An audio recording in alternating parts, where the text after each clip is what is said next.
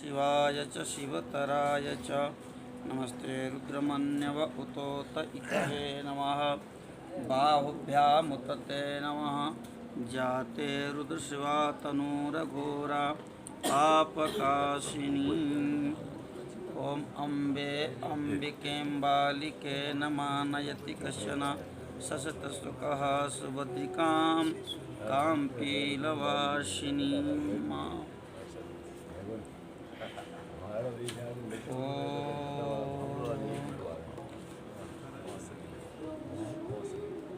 ब्रह्मणे नमः ब्रह्मस्वरूपिणे सद्गुरुदेवाय नमः बद्रीनाथाय नमः केदारनाथाय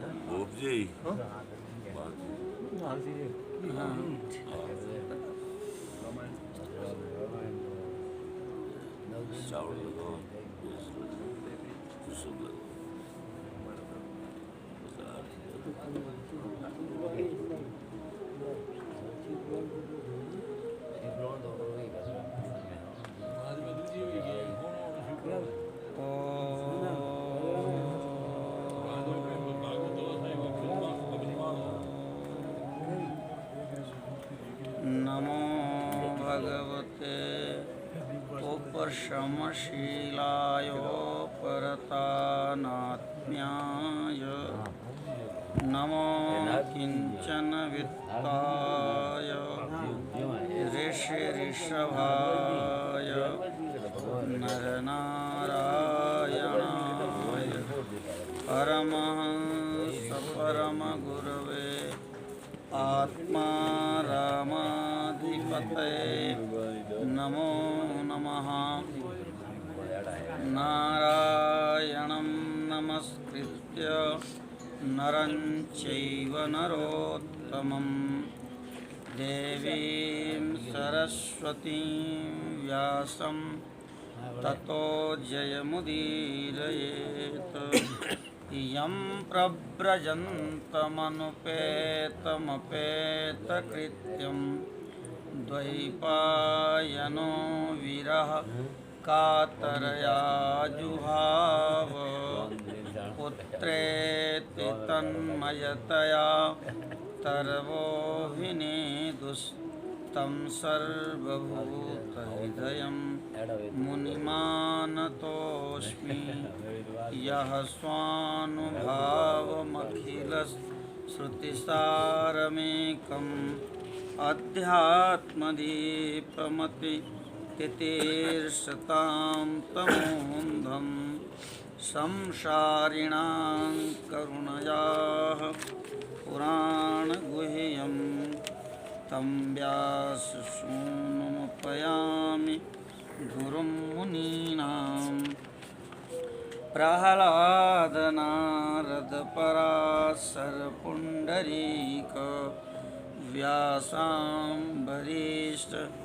शुक शौनक भीष्मदाल्भ्यान् रुक्माङ्गदार्जुन वसिष्ठ विभीषणादीन् पुण्यान् इमान् महाभागवतान् नमामि।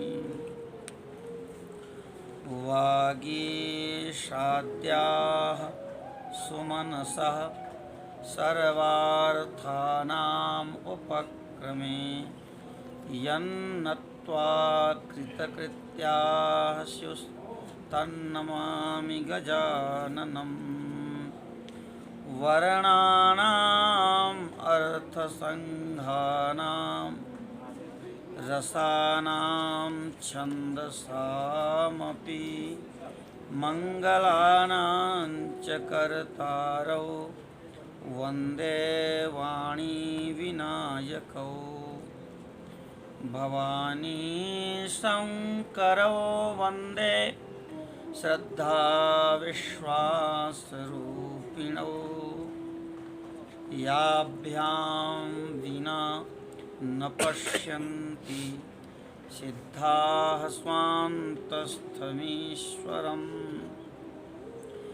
वन्दे बोधमयं नित्यं गुरुं शङ्कररूपिणं यमाश्रितो हि वक्रोऽपि चन्द्रः सर्वत्र वन्द्यते।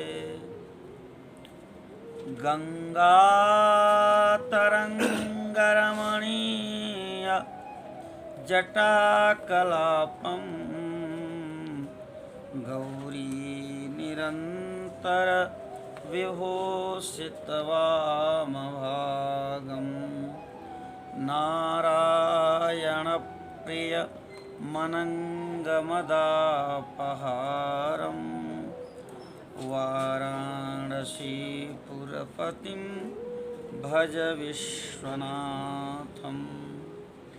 सानन्दमानन्दवने वसन्तम् आनन्दकन्दं हतपापवृन्दं वाराणसीनाथमनाथनाथं श्रीविश्वनाथं शरणं प्रपद्ये। लक्ष्मीनाथसमारम्भां नाथयामुनमध्यमाम् अस्मदाचार्यपर्यन्तां वन्दे गुरुपरम्परां। श्रीवानाचलयोगिपादनलिनद्वन्द्वानुकम्पाप्लुतात् श्रीमद्भव्यसुदर्शनार्यचरणात् संलब्धमन्त्रत्रयम्।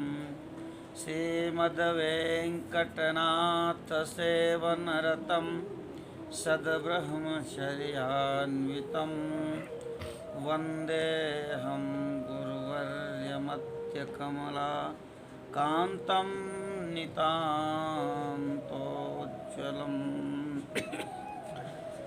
सदाशिवसमारम्भां शङ्कराचार्यमध्यमाम् अस्मदाचार्यपर्यन्तां वन्दे गुरुपरम्परां। गुरुर्ब्रह्मा गुरुर्विष्णुः गुरुर्देवो महेश्वरः गुरुः साक्षात् परब्रह्म तस्मै श्रीगुरवे नमः। अखण्डमण्डलाकारं व्याप्तं येन चराचरं तत्पदं दर्शितं येन तस्मै श्रीगुरवे नमः।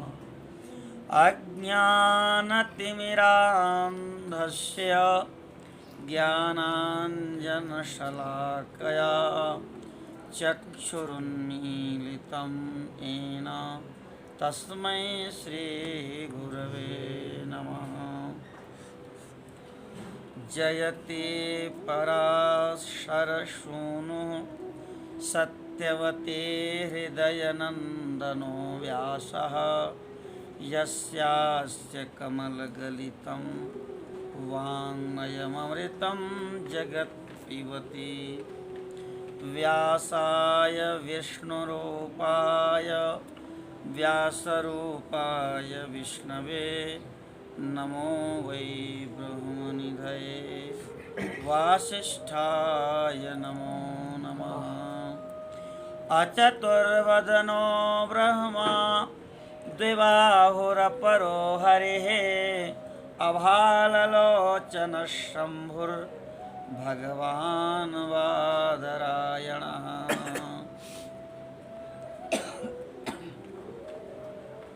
महाव्याकरणाम्भोधि मन्थमानसमन्दरं कवयन्तं रामकीर्त्या हनुमन्तमुपास्महे। यत्र यत्र रघुनाथकीर्तनं तत्र तत्र कृतमस्तकाञ्जलिं। वाष्पवारि परिपूर्णलोचनं मारुतिं नमत राक्षसान्तकम्। एहि अंजनी पुत्र गृहाणासनमुत्तमं प्रारभ्यते हरिकथा श्रोता भव शुचिव्रता प्रारभ्यते शिवकथा श्रोता भव शुचिव्रता।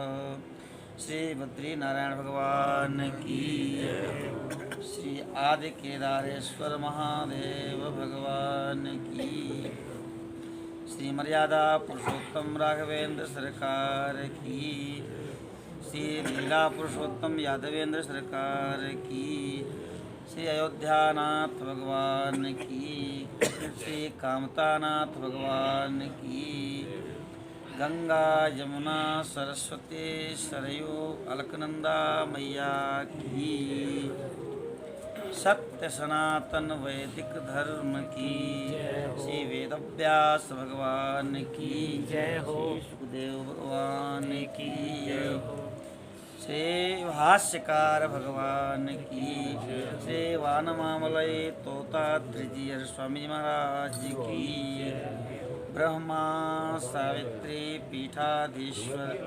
ब्रह्मांसावतार ब्रह्म कुलगुरु श्री खेताराम जी महाराज की, अनंत श्री समलंकृत गोब्राह्मण वेद प्रतिपालक सदगुरुदेव भगवान श्री तुलसाराम जी महाराज की, सब संतन की, सब भक्तन की जय जय श्री सीताराम, जय जय श्री राधेश्याम। नमः पार्वती पतये हर हर महादेव।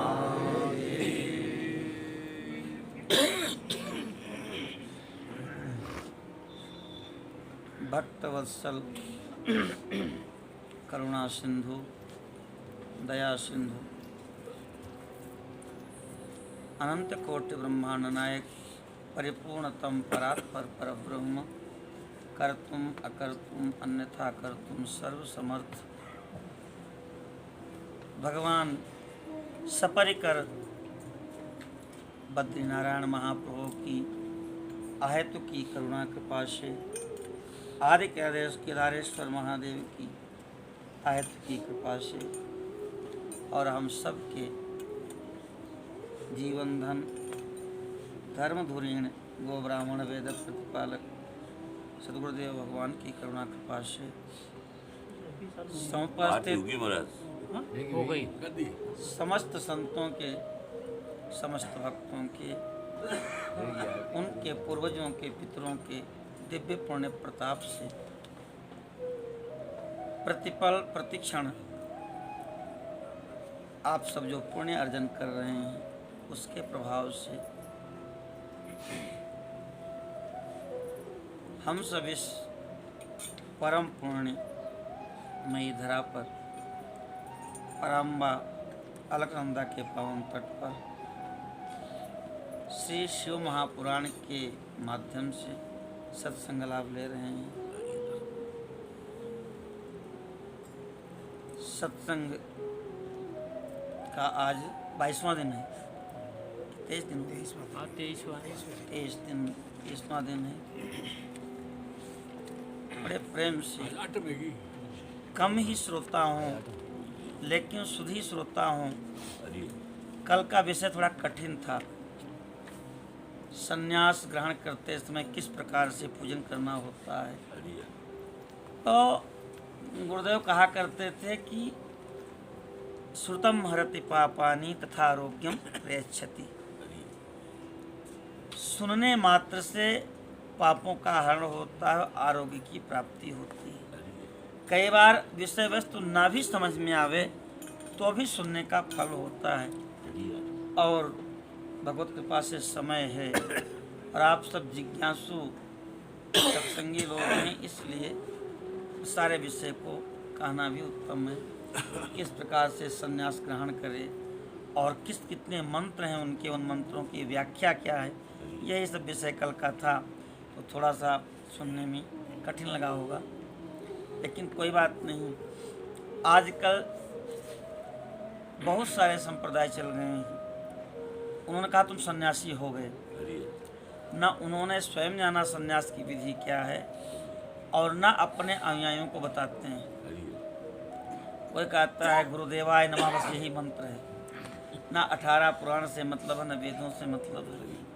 तो वेद शास्त्र प्रतिपादित संन्यास कैसे लिया जाता है और वहाँ कौन कौन से मंत्रों की व्याख्या होती है, उसका निचोड़ क्या है, विधि क्या है, कम से कम आप एक बार आप समझ सुना तो सुनना चाहिए।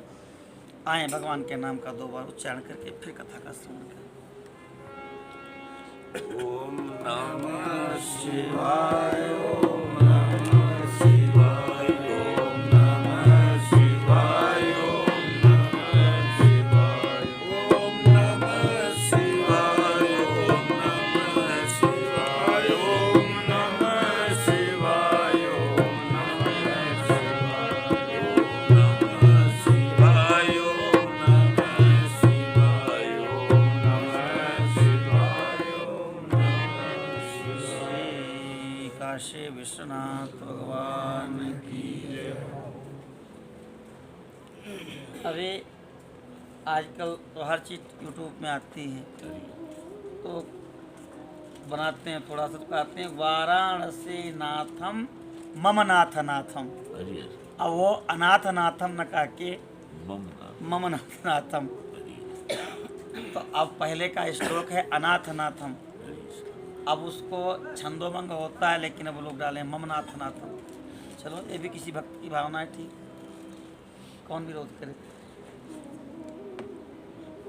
भगवान वामदेव जी प्रश्न कर रहे हैं और भगवान विष्णु के ही अवतार है स्कंद जी। सेनानी नाम अहम स्कंद।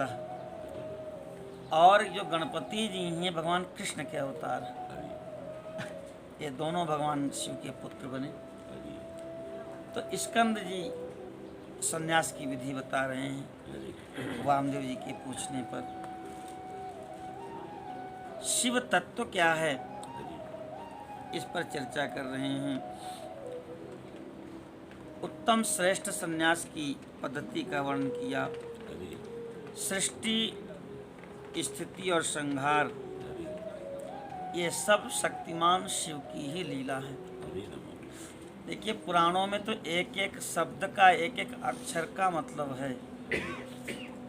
केवल शिव नहीं कहा, शक्तिमान शिव की लीला है, क्योंकि शक्ति से युक्त जब शिव हैं तभी वह लीला करेंगे। आदिष्टा प्रवणान सेना कार्यार्थे संभविष्यति। भगवान को आना था तो योग माया को पहले भेजा कि पहले जा कर के आप लीला मंच तैयार करो। तो बिना भगवती के भगवान लीला नहीं कर सकते, सारे उपकरण भगवती तैयार करती हैं। तो शक्तिमान शिव की लीला बतलाते हुए वामदेव जी ने पूछा है कि शिव तत्व क्या है, ये जगत प्रपंच क्या है, जीव तत्व क्या है, और जीव शिव से जीव कैसे होता है और जीव से शिव कैसे होता है, जगत शिव से अभिन्न कैसे है, ये प्रश्न पूछा है। भगवान स्कंद कहते हैं हे मुनि, हे वामदेव जी, कर्म के अस्तित्व को लेकर के, कर्म की प्रधानता को लेकर के शास्त्रों में बहुत शास्त्रार्थ है। गोस्वामी जी ने कह दिया कि कर्म प्रधान बेश्वर चिराखा, और जो जस करई सो तस्त फल चाखा। लेकिन अब हमारे चैतन्य स्वामी जैसे वेदांती लोग हैं, एक कर्म को मानते ही नहीं, है ना। तो कर्म के अस्तित्ववाद पर बहुत चर्चा है शास्त्रों में, विस्तृत शास्त्रार्थवाद है। कर्म सत्ता के प्रतिपादक और कर्म फलवाद से लेकर के शास्त्रों में अनेक विषयों का विस्तार से वर्णन किया गया है। तो क्या वह त्याज्य है? कहे नहीं, आपस में चर्चा करने से ज्ञान का विस्तार होता है। कई बार शास्त्रों में एक ही विषय को 2 बार 3 बार कहा दिया गया। तो कह क्यों कहा? कह शिष्याणाम बुद्धि वैसद्यार्थम, शिष्यों की बुद्धि बढ़ाने के लिए कि कहीं ऐसा प्रसंग अगर आवे तो उसको इस तरह से समझ लेना। इतने प्रकार से चर्चा की गई अपने प्राणों में कि उससे बढ़ करके कोई चर्चा कर ही नहीं सकता। तो अनेक प्रकार की चर्चा करके हम अपनी बुद्धि का विस्तार करते हैं। सिद्धांत पक्ष तो एक ही है, लेकिन अनेक प्रकार की चर्चा करके हम उसके तत्व को जान लेते हैं। इस पक्ष को मानने में कहाँ न्यूनता है, कहाँ अधिकता है और कहाँ बिल्कुल ठीक है। इसलिए ज्ञानवान पुरुष को विवेक पूर्वक श्रवण करना चाहिए। शिष्य को उपदेश दिया है, उसमें कौन सा उपदेश तुम्हारे लायक है? कौन सा उपदेश तीक्ष्ण बुद्धि के शिष्य के लिए है, कौन सा उपदेश मध्यम बुद्धि के शिष्य के लिए है और कौन सा उपदेश अल्प बुद्धि वाले शिष्य के लिए है? क्योंकि शिष्य एक जैसे तो मिलेंगे नहीं। एक नव्य नैयायिक हुए गंगेशोपाध्याय, तो गुरुजी पढ़ा रहे थे तो वहाँ लिखा था अत्रापि तु न भवति तत्रापि तु न भवति। तो सीधे सीधे अर्थ है कि यहाँ भी नहीं होता है, वहाँ भी नहीं होता। अब काफी देर तक वो बार बार पढ़ते हैं अत्रापि तु न भवति तत्रापि तु न भवति। तो इनके गुरुजी की बात है, धीरे धीरे मध्याह्न का समय आया, वो प्रसाद पाने चले गए।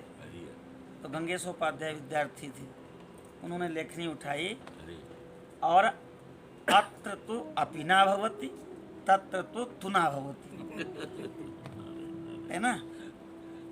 अब वो प्रसाद पा करके आए तो देखो ऐसे कलम से बनाया हुआ था कि हाँ ये बात तो ठीक है, किसने ये किया? तो कहे गुरुजी हमने किया। तो वहीं से नव्य न्याय की शुरुआत होती है। उन्हें यहाँ पर अपिना शब्द के द्वारा जिसको कहा गया है, उसी चीज को वहाँ पर तुना के द्वारा कहा गया है। तो इस प्रकार से शास्त्रों की चर्चा का आनंद लेना चाहिए। बार बार वही विषय आ रहा है, क्या सुने, ऐसा नहीं होता। इस प्रकार से कहते हैं कि अधम शिष्य जो होते हैं वह तत्व को नहीं ले पाते, और स्कंद जी कहते हैं आज भी वह भटक रहे हैं।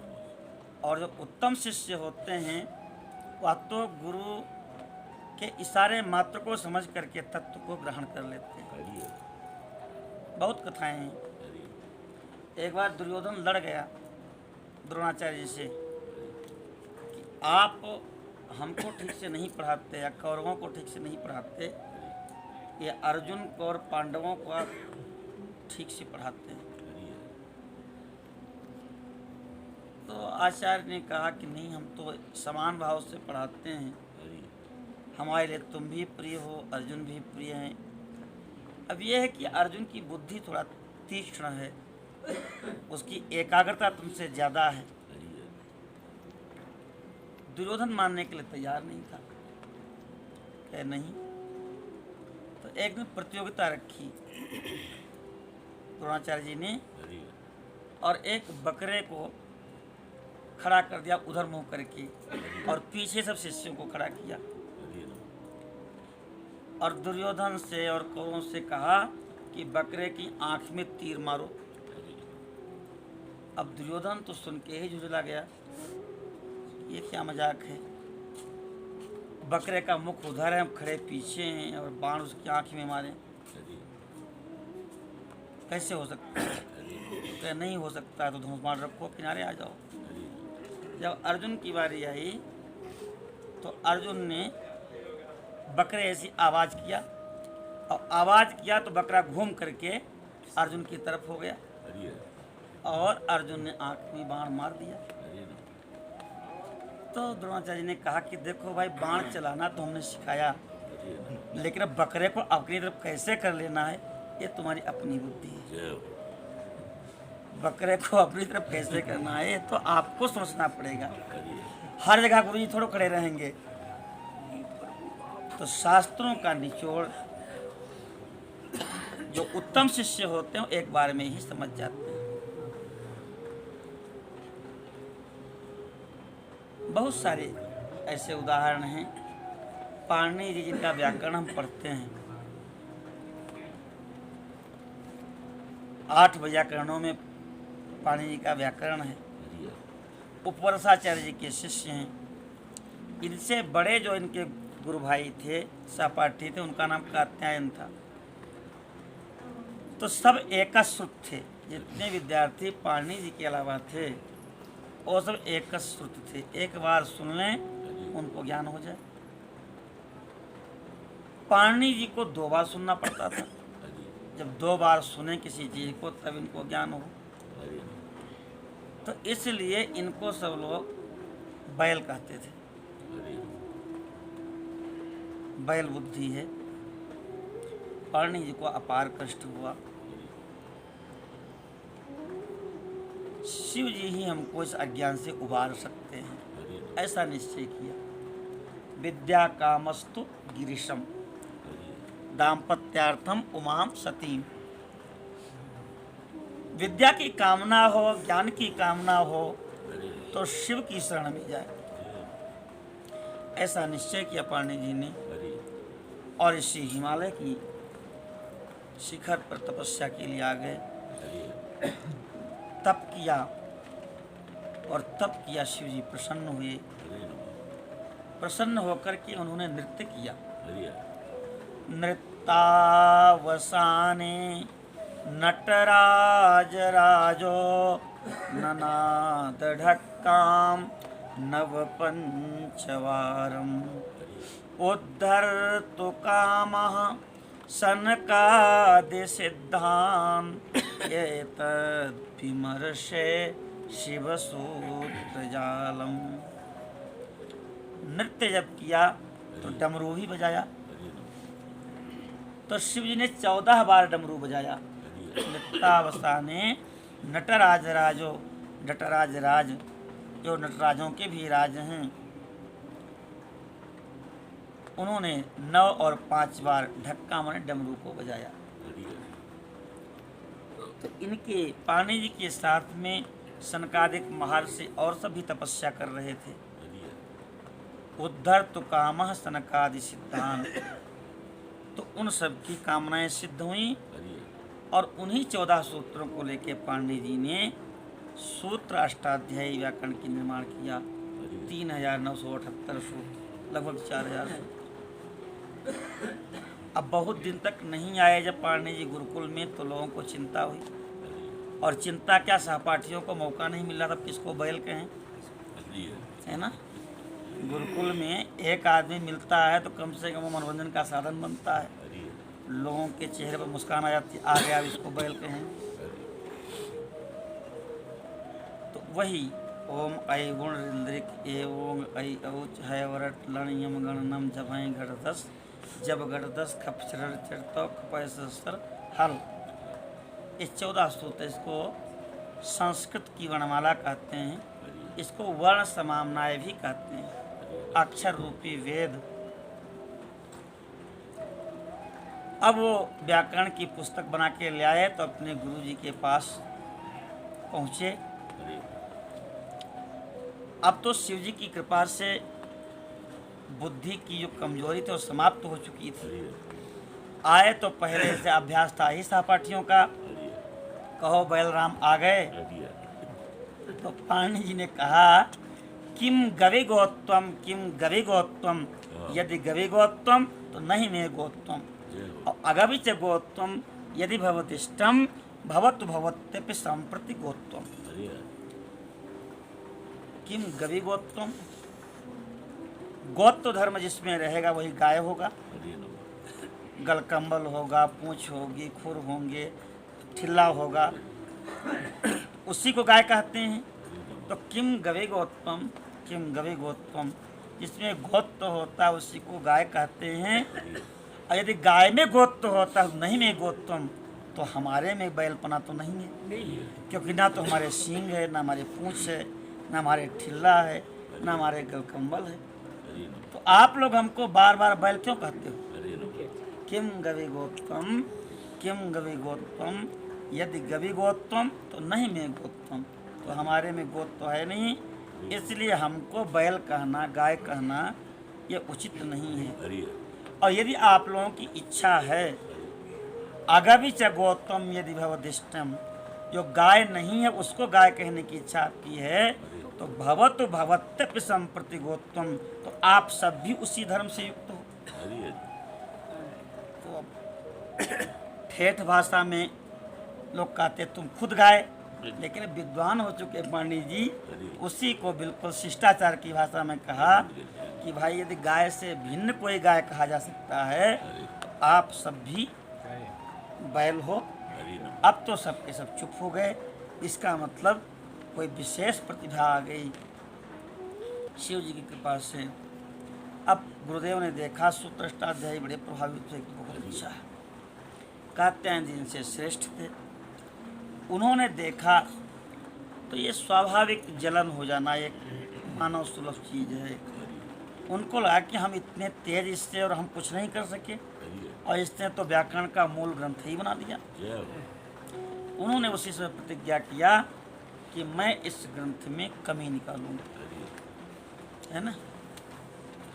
तो कमी निकालना खराब चीज़ नहीं होती है, लेकिन उस कमी को आप दूर करके उसको पूर्ण कर दीजिए तो अच्छी बात है। और कात्यायन जी ने वही किया। जहाँ जहाँ उनको कमी दिखी, जैसे तुल्यास्य प्रयत्नम सवर्णम तालवादिष्ठान माभ्यंतर प्रयत्नश्चेते तद्वयम यस्य एन तुल्यम तन्मिथा श्रवण संयम स्यात्। तो इन्होंने कह दिया रिल वर्ण्यो मिथा सावर्ण्यम वाच्यम, री का स्थान कंठ, द्री का दंत, फिर भी आपस में श्रवण संज्ञा होगी। ऐसे करके उन्होंने वार्तिक बना करके उसको पूर्ण किया। इसीलिए त्रिमुनि व्याकरण कहा जाता है। पाणिनि, कात्यायन और पतंजलि। पाणिनि ने सूत्र बनाए, कात्यायन ने वार्तिक बनाई और पतंजलि ने उस पर भाष्य। तो शिष्यों की इस प्रकार की तमाम चीज़ें हैं जहाँ पर गुरुजनों के उत्कर्ष को बढ़ाया शिष्यों ने। और वस्तुतः शिष्य का गुण ही यही होता है। छात्र शब्द आया है, छत्रादिव्योण, गुरोर दोषा वर्णम छत्रम। गुरु के दोषों को जो छाता बन करके ढक ले, ये नहीं कि हमारे गुरु जी ऐसे, हमारे आप अपनी तपस्या से गुरु की महिमा को बढ़ा दीजिए। शिष्य सदैव गुरु की महिमा का विस्तार करता है। इस प्रकार से कह रहे हैं कि जो अधम शिष्य हैं, स्कंद जी कहते हैं, वह आज भी अन्य शास्त्रों में भटक रहे हैं, अनीश्वरवादी दर्शनों में पढ़ करके मोहित हो रहे हैं। 6 मुनियों ने उन लोगों को श्राप दे रखा है, क्योंकि वह लोग पहले शिव की निंदा करते थे, और जब निंदा करते थे तो 6 ऋषियों ने श्राप दे दिया कि तुम अनीश्वरवादी हो जाओ। जब तुम ईश्वर की निंदा कर रहे हो तो तुम ईश्वर तत्व को जानो ही ना, और इसलिए वह उसको नहीं जान सके। 5 प्रकार के अवयवों से युक्त अनुमान है, कैसे हम जाने कि परमात्मा है। उसमें प्रतिज्ञा, हेतु, उदाहरण, उपनय और निगमन, ये 5 अवयव बताए गए। दर्शन का विषय है। किसी ने कह दिया कि पर्वत में अग्नि है, पर्वत में अग्नि है, पर्वतो वन्यमान, तो क्या हो गया? प्रतिज्ञा हो गई। किसी ने कहा कैसे पर्वत में अग्नि है, आपने कैसे कह दिया? तो कहते हैं हेतु धूमत्वात्, क्योंकि पहाड़ में धुआं उठ रहा है, ते धूम हेतु है। तो कहते हैं कि कैसे जाने कि जहाँ धुआं होता है वहाँ अग्नि है? तो कहे यत्र यत्र अग्नि तत्र तत्र यत्र यत्र धूमः तत्र तत्र अग्नि ही शास्त्रीय नियमों व्याप्ति। ये नियम है कि जहाँ आग होगी, धुआं होगा, वहाँ अग्नि होगी। तो कहे उदाहरण के यथा महानसा, जैसे रसोई घर, ये उदाहरण हो गया। तो यतोऽयं धूमवान, ये धूमवान है इसलिए अग्निमान है, धुआं है तो अग्नि है, ये उपनय हो गया। और इसलिए हुआ कि जहाँ जहाँ धुआं होगा वहाँ अग्नि होगी, ये निगमन। ये 5 प्रकार से अनुमान करते हैं। तो कहते हैं छित्यम कुरादिकम कर्तजन्यम, ये प्रतिज्ञा है। आप बीज डालाते हो खेत में और उस बीज से अंकुर निकलता है, वह अंकुर आप नहीं निकाल सकते।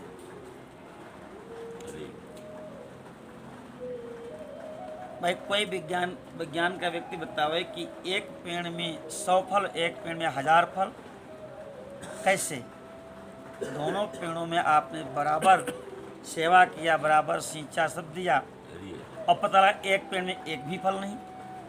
तो एक पेड़ में एक भी फल ना आवे, एक पेड़ में 1000 फल आवे, एक पेड़ में 10,000 फल आवे,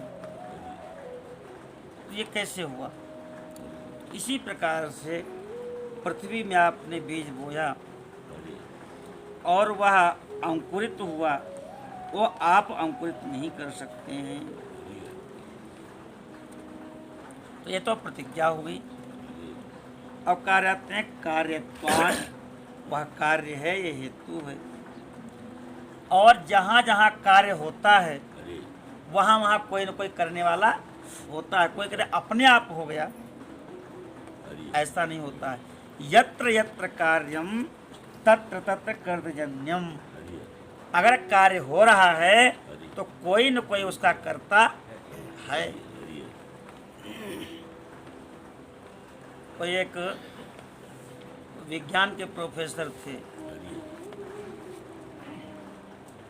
तो वो यही बताते थे कि हवा चली तो धूल उड़ी तो पहाड़ बन गया, फिर जो जगह खाली हो गई वहाँ फिर नदी बन गई, ऐसे संसार बन गया। इसको बनाने वाला कोई नहीं। बेटा शिव जी का भक्त था, उसको लगता था कि ये तो बात सही नहीं। अब पिताजी बड़े अनुशासन प्रिय थे, उनके कमरे में कोई जाता नहीं था। जब पिताजी चले गए अपना कॉलेज, तो बेटा उनके कमरे में गया और एक सादे कागज पर उसने पेंसिल से चित्र बना दिया और ताला बंद करके फिर बाहर चला आया। अब जब वो आए अपने कमरे में, देखे तो क्रोध आ गया कि हमारे कमरे में कोई आया, इसका मतलब। तो सब ने कहा हम नहीं आए, हम नहीं आए। उस बालक ने भी कहा दिया कि नहीं, हम भी नहीं गए। तो अब वो बिगड़े। तो उस बालक ने कहा पिताजी हमने देखा, मैं सही सही बताऊं? बताओ। कि मैं खिड़की से देख रहा था कि हवा चली और ये पेंसिल उठी और अपने आप ऐसे ऐसे चलने लगी। और फिर ये जो कलर बॉक्स है इसमें कि कूची उठी और इसने रंग भर दिया। अब तो 2 थप्पड़ लगाए पिताजी ने, मूर्ख कहीं के, कहीं पेंसिल अपने आप उठ जाएगी हवा में। तो कहे पिताजी जब इतनी छोटी पेंसिल हवा में अपने आप नहीं उठ सकती है तो इतना बड़ा संसार अपने आप कैसे बन जाएगा, अपने आप कैसे चलने लगेगा? तो यत्र यत्र कार्यम तत्र तत्र कर्तजन्यम, जहाँ जहाँ भी कार्य हो रहा है तो आप पृथ्वी में बीज डाल दिए, अपने आप अंकुर निकला, ऐसा नहीं है। अंकुर निकलना कार्य है तो उसको अंकुरित करने वाला कोई है। ये तो इस प्रकार से कैसे कहे यथा घटा, भाई घड़ा है तो उसको बनाने वाला कुम्हार है। तो घड़ा तो मनुष्य बना सकता है, लेकिन कोई मनुष्य बीज से अंकुर पैदा नहीं कर सकता है। इस प्रकार से वह सर्वशक्तिमान है। ये ईश्वर सिद्धि में लोग पढ़ा करते थे। अर्थापत्ति प्रमाण। हाँ, ईश्वर सिद्धि में इस प्रकार से कहते हे वामदेव, जैसे धूम का दर्शन होने से लोग अनुमान द्वारा पर्वत पर अग्नि की सत्ता मान लेते हैं, उसी प्रकार से ये जो प्रत्यक्ष प्रपंच जगत है, इस दर्शन रूप हेतु का अवलंबन लेकर के परमात्मा को जाना जा सकता है, इसमें संशय नहीं है। यह विश्व स्त्री और पुरुष रूप है, ऐसा प्रत्यक्ष देखा जाता है। यह जो 6 कोश रूप शरीर है, उसमें 3 अंश माता के अंश से उत्पन्न है और अंतिम 3 अंश पिता के अंश से उत्पन्न है। यह श्रुति का कथन है, वेदों का कथन है। इस प्रकार सभी शरीरों में स्त्री और पुरुष को भाव जानने वाले लोग हैं। हे मुने, हे वामदेव जी, विद्वानों ने परमात्मा में भी स्त्री और पुरुष भाव माना है। स्त्री और पुरुष भाव, वही स्त्री बन जाते हैं, वही पुरुष बन जाते हैं। ततो युवतया सर्वे पुरुषत्वं प्रपेदिरे चक्षुष्मन्तोनुपश्यन्ति नेतरे तद्विदो जनाः। महालक्ष्मी से 3 शक्तियाँ उत्पन्न हुई और वह तीनों शक्तियाँ देखते देखते पुरुष बन गई। कहते हैं कि जिनके नेत्र हैं, अर्थात जो अविद्ध दृक् हैं, जिनकी दृष्टि ओझल नहीं होती, वह समझते हैं, अन्य लोग नहीं समझ पाते। भगवती भी स्वतंत्र सृष्टि करने में समर्थ है, भगवान भी स्वतंत्र है। भगवान ने अपनी नाभि से ही कमल उत्पन्न कर दिया, उससे ब्रह्मा जी को उत्पन्न कर दिया, किसी की अपेक्षा नहीं की, है ना। जय सृष्टि उपाय त्रिविध बनाई, संग सहाय न दूजा। उनको किसी के सहायोग की अपेक्षा नहीं है। इस प्रकार से विद्वानों ने परमात्मा में भी दोनों भाव माने हैं, स्त्री और पुरुष। श्रुति कहती है परब्रह्म परमात्मा सत्रूप हैं, चित रूप हैं और आनंद रूप हैं। असत प्रपंच को जो निवृत्त कर दे, असत प्रपंच को जो निवृत्त कर दे, उस शब्द को ही, उस तत्व को ही सद्रूप कहा जाता है। चित्त के द्वारा, चित्त शब्द के द्वारा जड़ की निवृत्ति होती है, जड़ जगत की निवृत्ति होती है। चित्त माने चेतन, चित्त माने चेतन, प्रकाश स्वरूप। और यद्यपि सत शब्द तीनों लिंगों में है, व्याकरण के दृष्टि से कहते हैं, वह स्त्री पुरुष नपुंसक तीनों लिंगों में है, लेकिन परब्रह्म के अर्थ जो सप्त शब्द है वह पुल्लिंग ही माना गया है।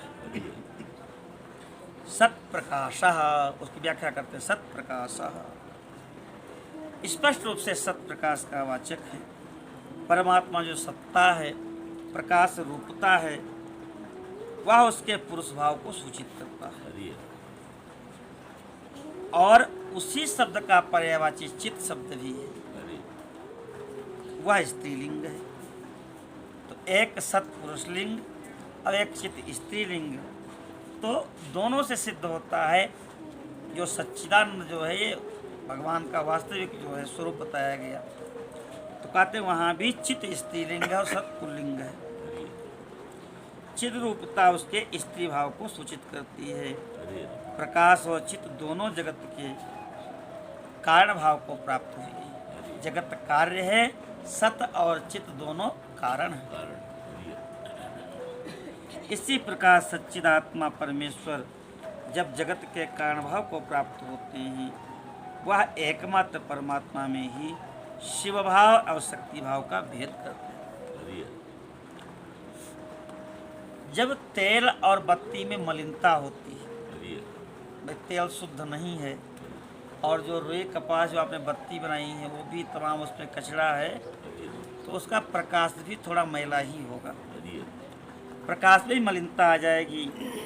चिता की आग में अशिवता और मलिनता देखी जाती है। चिता की आग को कोई पवित्र नहीं मानता, उसमें कल्याण रूपता नहीं होती, उसमें पवित्रता भी नहीं होती। अब आज के कथाकार भले ही वहाँ विवाह कराते हैं, लेकिन चिता की अग्नि को पवित्र नहीं माना गया। कहते हैं यद्यपि वह मलिनता और अशिवता आरोपित है, वस्तुतः अग्नि में कोई अपवित्रता नहीं है। तो कहते हैं उसका निवर्तक होने के कारण शिवत्व ही श्रुति के द्वारा प्रतिपादक किया गया है। तात्पर्य यह है कि अशिव तत्व का निरूपण क्यों नहीं करते, अशिवता का, मलिनता का। तो कहते हैं शिवत्व के द्वारा उसका निवारण हो जाता है, जिसके द्वारा उस अशिवता को दूर किया जा सके। निरूपण तो उसी का होना चाहिए। रामादिवत वर्तव्यम न तो रावणादिवत। राम रावण दोनों का चरित्र रामायण में है, लेकिन लक्ष्य तो राम है। हमको तो राम को लक्ष्य लेके चलना है। भले ही रावण का निरूपण वहाँ पर है, लेकिन रावण हमारा लक्ष्य नहीं है, रावण हमारा आदर्श नहीं। कोई कहते हैं रामायण में तो सबका चरित्र है, हम सीता की तरह क्यों चलें, हम शूर्पणखा की तरह चलेंगे। लेकिन नहीं, वहाँ किसकी तरह चलना है यह भी निश्चय करना होगा। जीव के आश्रित जो चित्त शक्ति है, एक तो चित्त शक्ति सत्शक्ति परमात्मा में है, और एक चित्त शक्ति और सत्शक्ति जीव में है। तो जीव के आश्रित जो शक्ति है वह दुर्बल होती है, वह अनेक जन्मों के कर्माशय के द्वारा आच्छादित होती है, इसलिए मलिन भी होती है। उसकी निवृत्ति के लिए ही परमात्मा में सार्वकालिक सर्वशक्तिमत्ता विद्यमान है। ईश्वर बलवान है, शक्तिमान है, और जब निरंतर उसका हम भजन करेंगे तो हमारी मलिनता दूर हो जाएगी, और परमात्मा के सदृश वाली जो चित्त शक्ति सत्शक्ति है, हम उसके अनुरूप हो जाएंगे। और यही करना, यही भजन का उद्देश्य। हे महामुने वामदेव, लोक और वेद में भी परमात्मा की शिव रूपता और शक्ति स्वरूपता का साक्षात्कार कराया जाता है। शिव और शक्ति के संयोग से निरंतर आनंद प्रकट होता है। शिव और शक्ति जहाँ एक साथ हैं, वहाँ आनंद का प्राकट्य होता है। इसलिए हे मुने, उस आनंद को प्राप्त करने के उद्देश्य से ही पाप रहित मुनि शिव में मन लगा करके निरामय शिव, आनंदमय शिव, परमानंद को प्राप्त हुए। उपनिषदों में भी शिव और शक्ति को ही सर्वात्मा एवं ब्रह्म कहा गया है। शंभु नामक विग्रह में भी ब्रह्मणता और बृहत्व, व्यापकता का विद्यमान है। शंभु माने व्यापक, शंभु माने विस्तार को प्राप्त हुए देव। सद्यो जातम प्रपद्यमी सद्यो जाताय वै नमो नमः। ये जो सद्यो जात, ईशान आदि 5 मुख हैं, ये भी उसी शिव विग्रह से उत्पन्न है। सगुण साकार का प्रतिपादन यहाँ भी करते हैं। वामदेव, हंस शब्द आया है, हंसा सोहम। कहते हैं कि इसका नाम अजपा जप भी है, जो बिना जपे ही जप हो रहा है। गरुड़ पुराण में भी इसका वर्णन आया है कि प्रातः काल हम संकल्प कर लें, सदगुरु ब्रह्मा विष्णु शिव और गुरुदेव के साथ संकल्प करके आ सूर्योदय मारभ्य स्व सूर्योदय पर्यंतम सरशताधिक एकविंशति सहस्र संख्याकम हंसा सोहम रूपाभ्याम अजपाजपमहम करिष्ये। और जब दूसरा सूर्योदय हो, उस दिन जो हमने जप किया है यह सदगुरुदेव को और भगवान को अर्पित है।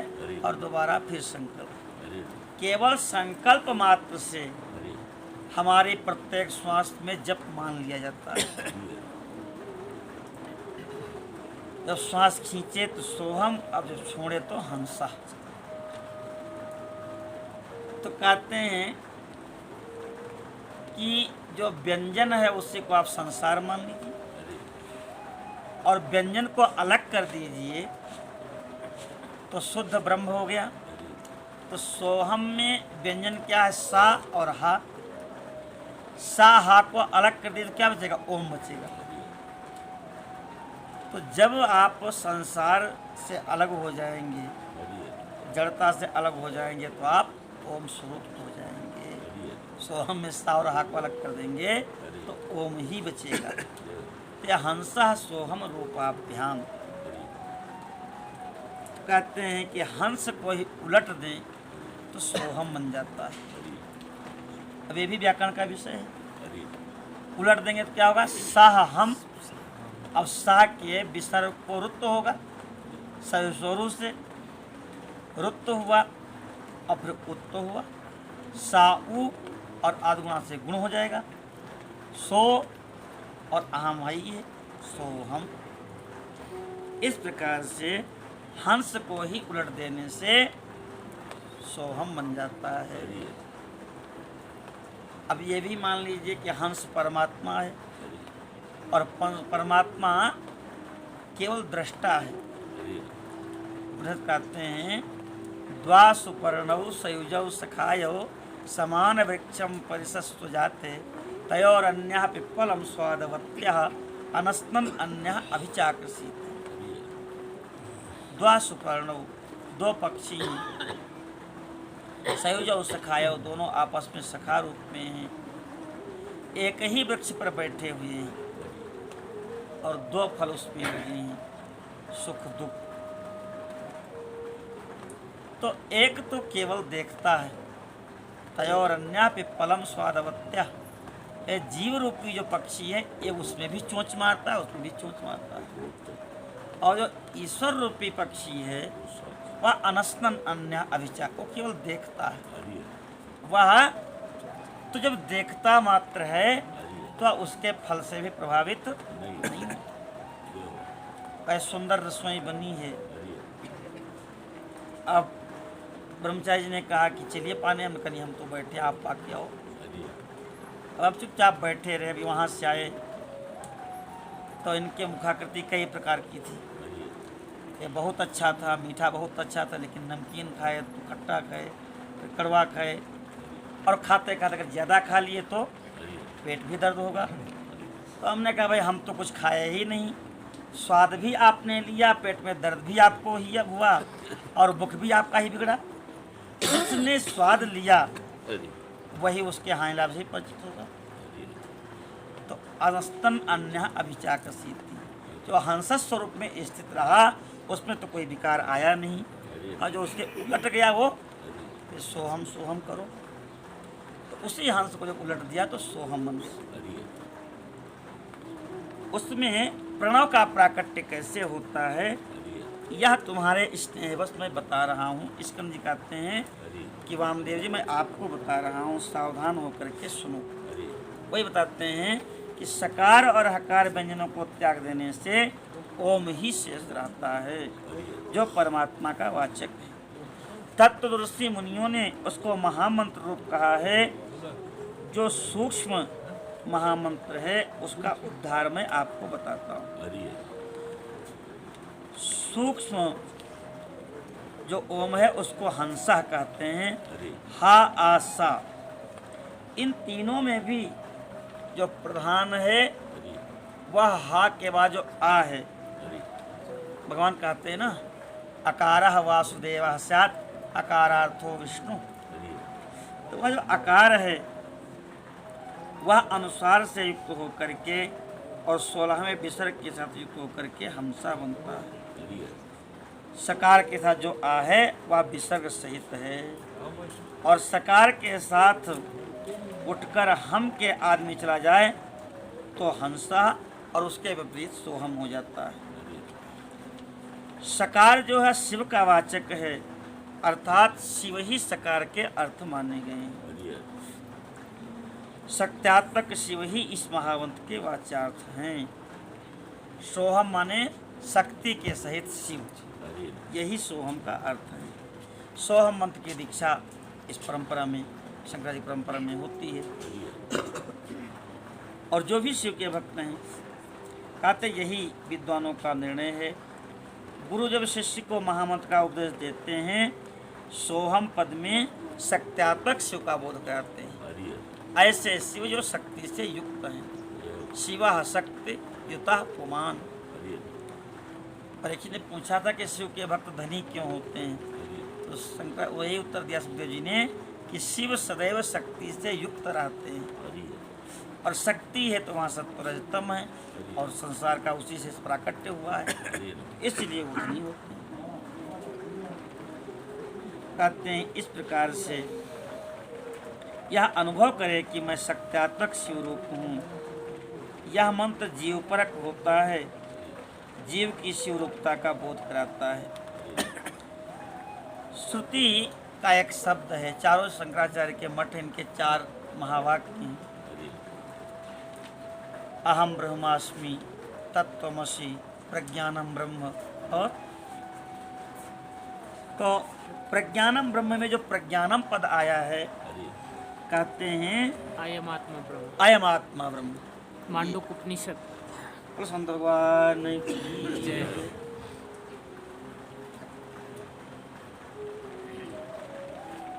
तो कहते हैं कि प्रज्ञान शब्द चैतन्य का पर्याय है। प्रज्ञान का पर्याय चैतन्य है, इसमें कोई संदेह नहीं है।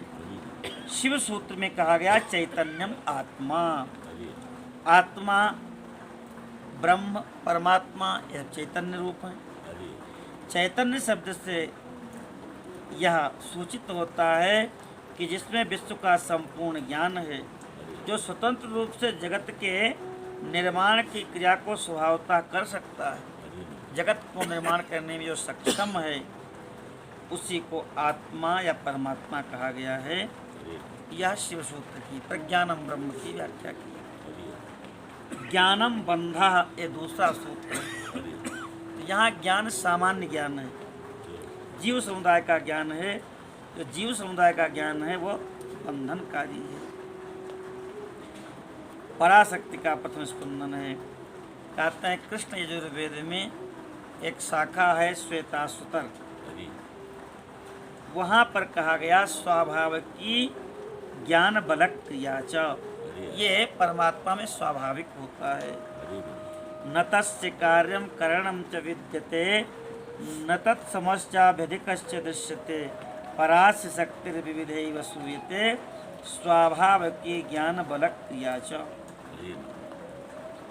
ये कहते हैं इस श्रुति के द्वारा पराशक्ति का स्तमन किया गया है। शंकर जी की 3 दृष्टियां हैं, ज्ञान दृष्टि, क्रिया दृष्टि और इच्छा रूप दृष्टि। ये तीनों दृष्टियां जीवों के मन में स्थित होकर इंद्रिय ज्ञान गोचर देह में प्रवेश करके जीव रूप होकर के सदा जानती और करती हैं।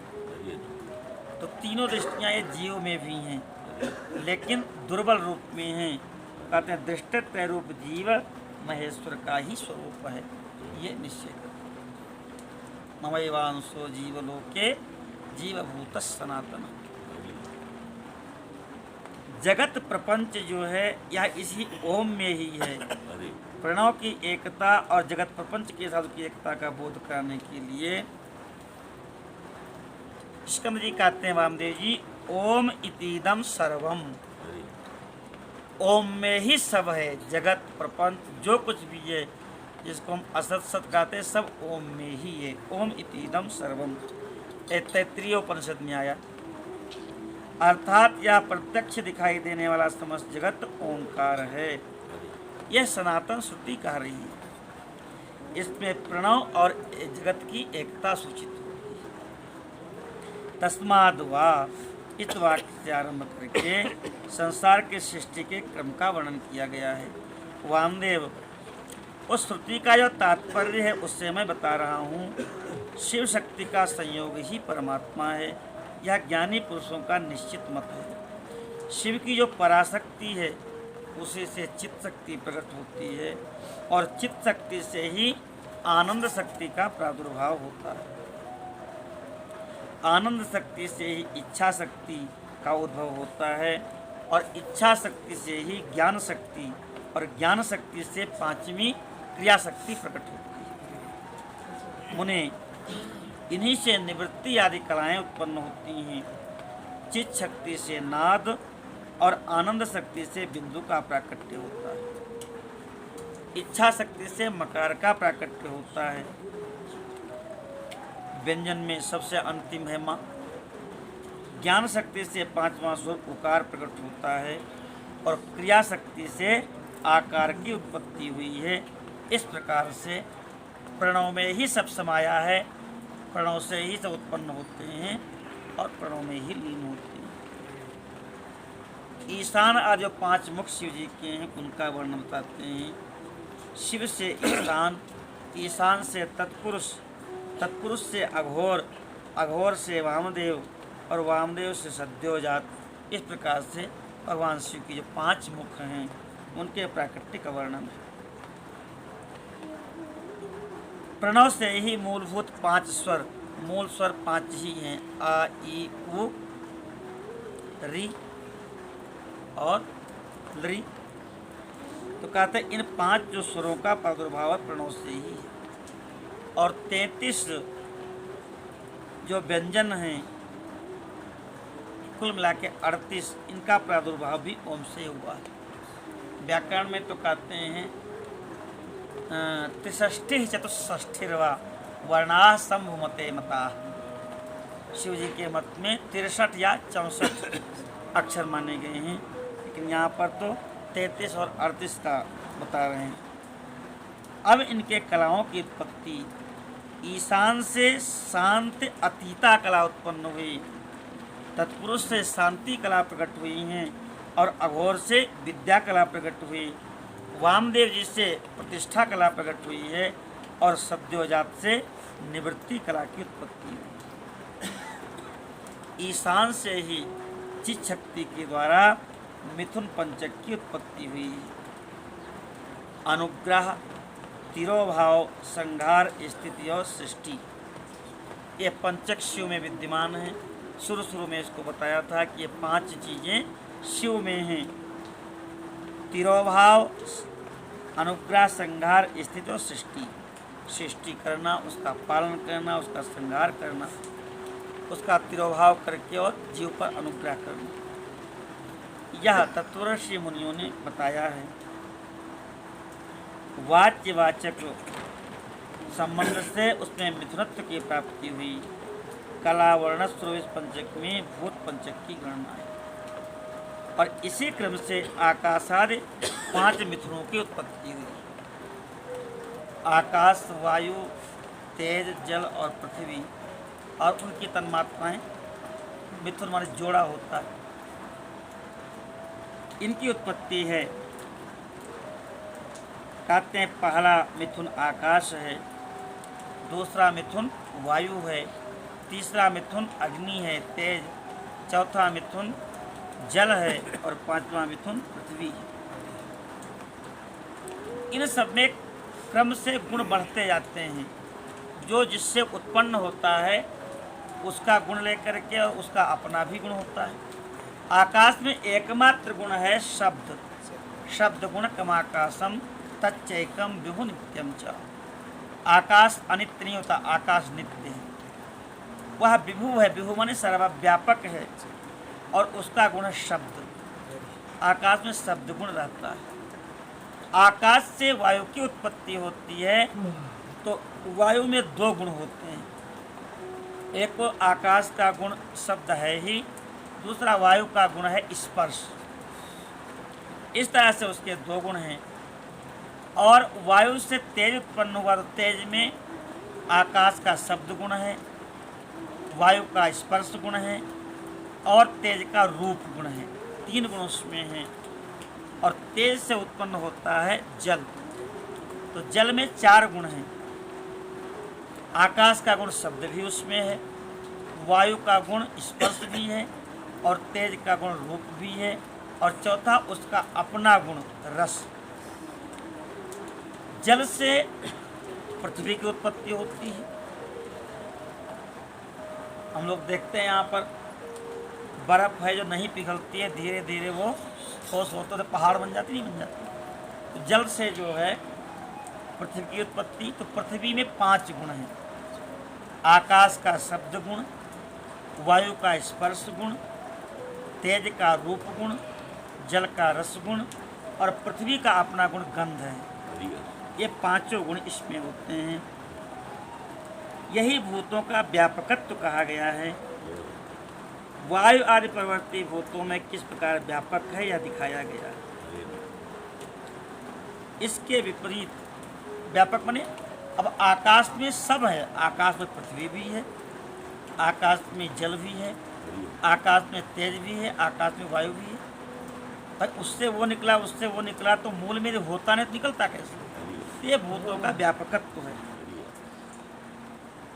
अर्थात पृथ्वी जल का और रसगुण वाला जल अग्नि का व्याप्य है, और अग्नि वायु का व्याप्य है, वायु आकाश का व्याप्य है, आकाश व्यापक है।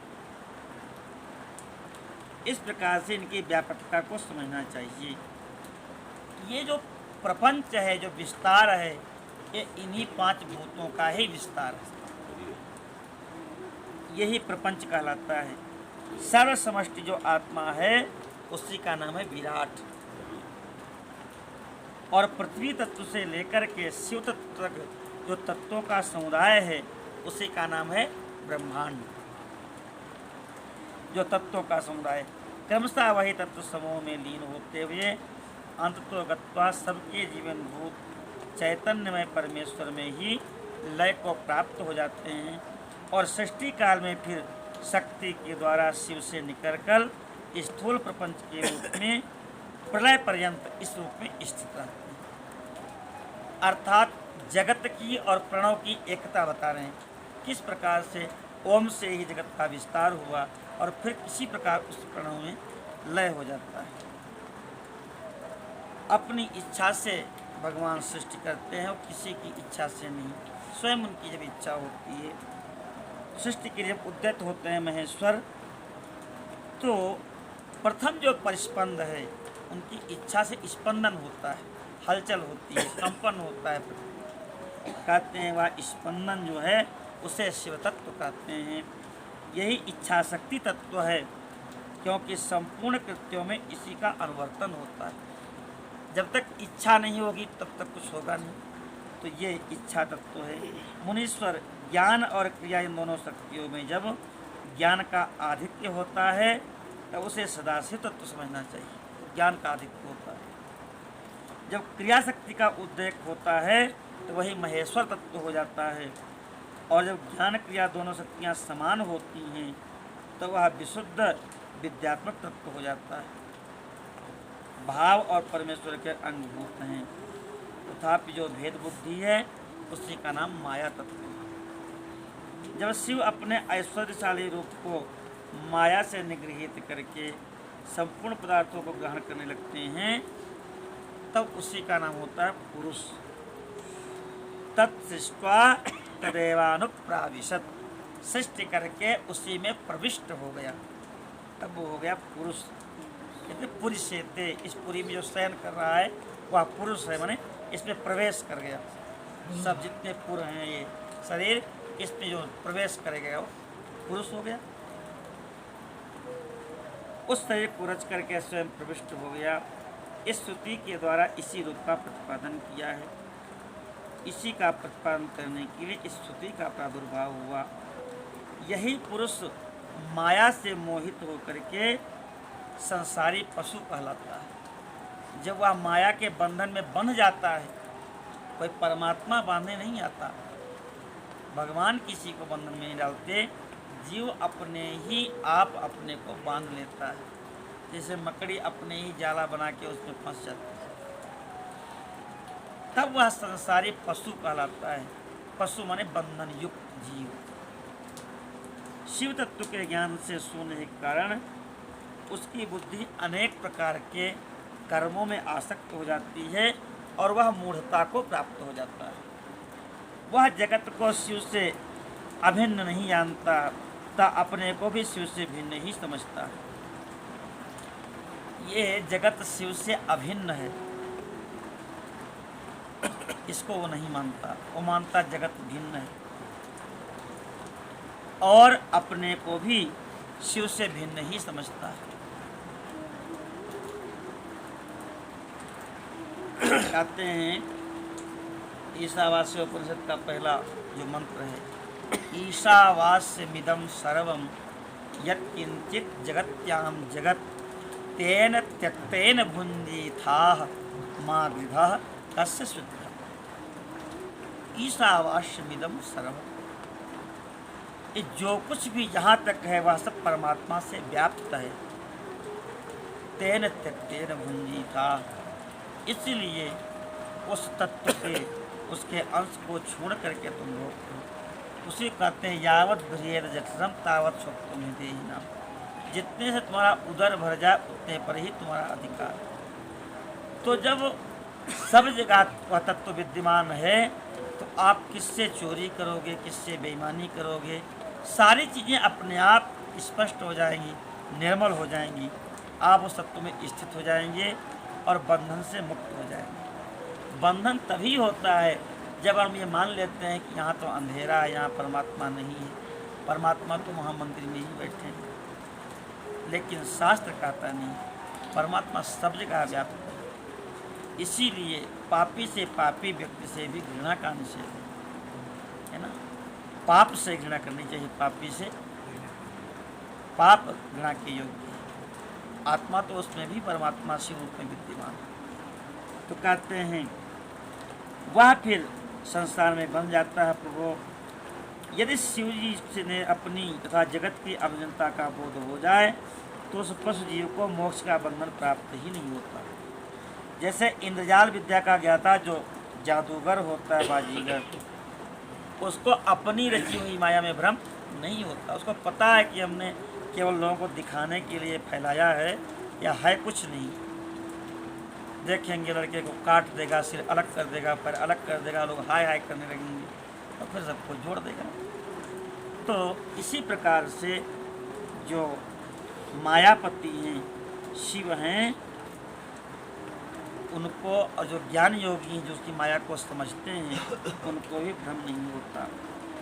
गुरु के उपदेश के द्वारा अपने ऐश्वर्य का बोध हो जाने पर चिदानंद घन शिव स्वरूप हो जाता है। चिदानंद रूपो शिवोहम शिवोहम, अपने स्वरूप का बोध होने पर अपने ऐश्वर्य की प्राप्ति हो जाती है। हम शाश्वत उस अनंत ब्रह्मांड के स्वामी के पुत्र हैं, उनके अंश हैं। ऐसा ज्ञान हो जाएगा तो आप छोटी छोटी चीज़ भगवान से मांगेंगे। हमारा स्वतः वहाँ से उत्तराधिकारी हैं वहाँ के, तो हमको मांगने की क्या आवश्यकता है। तो मांगने वाला रोग ही छूट जाएगा। स्कंद जी कहते हैं, वामदेव जी, शिव की 5 शक्तियाँ हैं।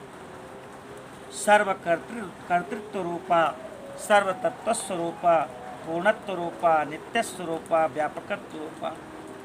और जीव की 5 कलाएं हैं, कला, विद्या, राग, काल और नियति। इसको कला पंचक भी कहते हैं। जो यहाँ 5 तत्वों के रूप में प्रकट होते हैं, उन्हीं का नाम कला है। जो कुछ कुछ कर्तृत्व में हेतु बनती हैं, उनका नाम विद्या है। और जो विषयों में आसक्ति पैदा करने वाली है, उस कला का नाम राग है। जो भाव और प्रकाशों को क्रमशः अवच्छेदक होकर के कराते, वही काल है। अवच्छेदक माने अन्य से काटने वाला। तो काल सम्य हेतु है, बिना काल के कुछ नहीं होता। मेरा यह कर्तव्य है और मेरा कर्तव्य नहीं है, इस प्रकार का नियंत्रण करने वाली जो शक्ति परमात्मा की है, उसी का नाम है नियति। इनका आक्षेप करने से, इनमें व्यवधान डालने से जीव का पतन हो जाता है। जो 5 ही जीव के स्वरूप को आच्छादित करने वाले आवरण हैं, इनको पंच कंचुक कहा गया। इस प्रकार से यह गूढ़ रहस्य स्कंद जी बता रहे हैं वामदेव जी को। 22 ऐसे श्रुतियों के वाक्य हैं जिनके द्वारा श्रुतियाँ कहती हैं कि तुम जीव नहीं हो, माने जीव तो हो, लेकिन ये प्रपंच को त्याग करके तुम शिव की सन्निधि में जा सकते हो, उनके आनंद से युक्त हो सकते हो। पहला वाक्य प्रज्ञानम ब्रह्म, ये, और दूसरा है अहम ब्रह्मास्मि। तीसरा वाक्य है तत्त्वमसि, तुम तो उसी की हो, है ना। तुम वही। आचार्य शंकर जी का कहा जाता है कि तुम वही हो, तो हम लोग कहते हैं तस्य त्वम असि। समास होने पर तो व्यक्तियों का लोप हो जाता है, तो जो भक्त हैं कहते हैं कि मैं उनका हूँ, और जो ज्ञान मार्गियों कहते हैं मैं वही हूँ। तब तुम से दोनों अर्थ निकालते हैं, बड़ा शास्त्रार्थ करते हैं इसमें। अयम आत्मा ब्रह्म, ये चौथा वाक्य है। पांचवा है ईशावास्यमिदं सर्वम, सारा ये संसार ब्रह्मांड उसी परमात्मा से व्याप्त है, ऐसी कोई भी जगह नहीं है जहाँ वह नहीं है। तो सुहृदम सर्वभूतानां ज्ञात्वा माम शांति निश्चित, जब वह परमात्मा हमारा परम सुहृद है, वह सर्वत्र है, तो हम अभय हो जाते हैं, शांत हो जाते हैं, निश्चिंत हो जाते हैं। प्राणोश्वी, प्रज्ञान आत्मा, ये सातवां है। यद वेह तद अमुत्र तदन्निह, ये आठवां वाक्य है। नौवां है अन्य देव तद विदित्वा अथो अविदित्वा अधि, केनोपनिषद का ये वाक्य है। एसता आत्मांतर्य अमृतः, तुम्हारे आत्मा में ही अमृतत्व का निवास है। सयश्चायम पुरुषो यश्चासा वारित्य सा, जो वह आदित्य में निवास करता है वही इस पुरुष के अंदर भी निवास करता है। ये 11वां वाक्य है। 12वां है अहम अस्मि परम ब्रह्म परात्परम, मैं ही वह परात्पर परब्रह्म हूँ। 13वां वाक्य है वेद शास्त्र गुरुणाम तो स्वयं आनंद लक्षणम, वेद शास्त्र और गुरुओं के सन्निधि से जा कर के अनुभव करें कि मैं आनंद स्वरूप हूँ। सर्वभूत स्थितम ब्रह्म तदेवाहम न संशयः, समस्त जगत में व्याप्त जो ब्रह्म तत्व है मैं भी वही हूँ, इसमें संदेह नहीं है। ये 14वां वाक्य है। तत्वस्य प्राणोहमस्मि पृथिव्या प्राणोहमस्मि, 15वां वाक्य है। अपाम च प्राणोहमस्मि तेजसस्य प्राणोहमस्मि, इन जो तत्वों में प्राण है, जल में है, अग्नि में है, वह भी मैं ही हूँ। त्रिगुणस्य प्राणोहमस्मि, सत्व रजतम जो त्रिगुण है उनका जो प्राण है, तत्व है, वह भी मैं हूँ। सर्वोहम सर्वात्मकोहम संसारे यद्भूतम यच्च भव्यम यद्वर्तमानं सर्वात्मकत्वात् अद्वितीयोहम, मैं संपूर्ण सर्वात्मक हूँ, जो भूत है वो भी मैं हूँ, जो होगा वह भी मैं हूँ, और वर्तमान तो हूँ ही, मैं अद्वितीय हूँ। 20वां वाक्य है सर्वम खलविदम ब्रह्म, निश्चय ही सब ब्रह्म स्वरूप ही है। 21वां वाक्य है सर्वोहम विमुक्तोहम, मैं परम मुक्त हूँ, किसी बंधन में नहीं हूँ, मैं सर्वस्वरूप हूँ। 22वां वाक्य है योसौ सोहम हंसा सोहमस्मि, वह जो है वही मैं हूँ, मैं जो हूँ वही वह है। इस प्रकार से सर्वत्र चिंतन करे। इनका सबका अलग से भावार्थ बताया है विस्तार से। पूरे मंत्रों को करके कहते हैं कि ईशावास्य उपनिषद के 2 वाक्यों द्वारा प्रतिपादित अर्थ साक्षात शिव की एकता का ज्ञान प्रदान करने वाला है। गुरु को चाहिए कि आदर पूर्वक वह शिष्यों को इसका उपदेश करे। अहम ब्रह्मास्मि, शक्ति स्वरूप और शक्ति परमेश्वर ही अहम पद के अर्थ हैं। आकार सभी वर्णों का अग्रगण्य है, परम प्रकाश शिव रूप है, और हकार व्योम स्वरूप है। हकार जो है वो आकाश का वाचक है। हम आकाशात्मकम आपायलमिनीम पुष्पमालाम समर्पयामि, हम माने आकाश तत्व का वाचक हम हैं। इसके कारण शक्ति रूप से वर्णन किया गया है। शक्ति और शिव के संयोग से आनंद का उदय होता है। मकार उसी आनंद का बोधक है। ब्रह्म शब्द से शिव शक्ति की सर्वरूपता प्रकट होती है, इसका उपदेश किया जा चुका है। तत्त्वमसि वाक्यों का भी वही अर्थ है जो सोहमस में सहा है, वही यहाँ तत्पद के द्वारा बताया गया है। इस प्रकार से तत्त्वमसि का अर्थ करते हैं। अयम आत्मा ब्रह्म में भी अयम और आत्मा दोनों पुल्लिंग हैं। अयम शक्तिमान परमेश्वर रूप आत्मा ब्रह्म है, यही इसका अर्थ है। इस प्रकार सारे मंत्रों की व्याख्या यहाँ पर की गई है। कहते हैं कि गुरु को चाहिए कि ओंकार का उच्चारण करके शंख का पूजन करे, वस्त्र लपेटे, सुगंधित जल भर के प्रणों का उच्चारण करते हुए पूजन करे, 7 बार प्रणों के द्वारा उस शंख को और उसके जल को अभिमंत्रित करे और फिर कहे, हे शिष्य, जो थोड़ा सा भी अंतर करता है, भेदभाव रखता हुआ भय का भागी होता है, यह श्रुति का सिद्धांत है, इसलिए तुम अपने चित्त को स्थिर करके निर्भय हो जाओ। संशयात्मा विनश्यति, संशय बिल्कुल मत करो। यस्तंतरम किंचिदपि पुरते अस्तित भीतिवाक इत्याह श्रुतिमत सत्वम दृष्टात्मा गतभीर्भव।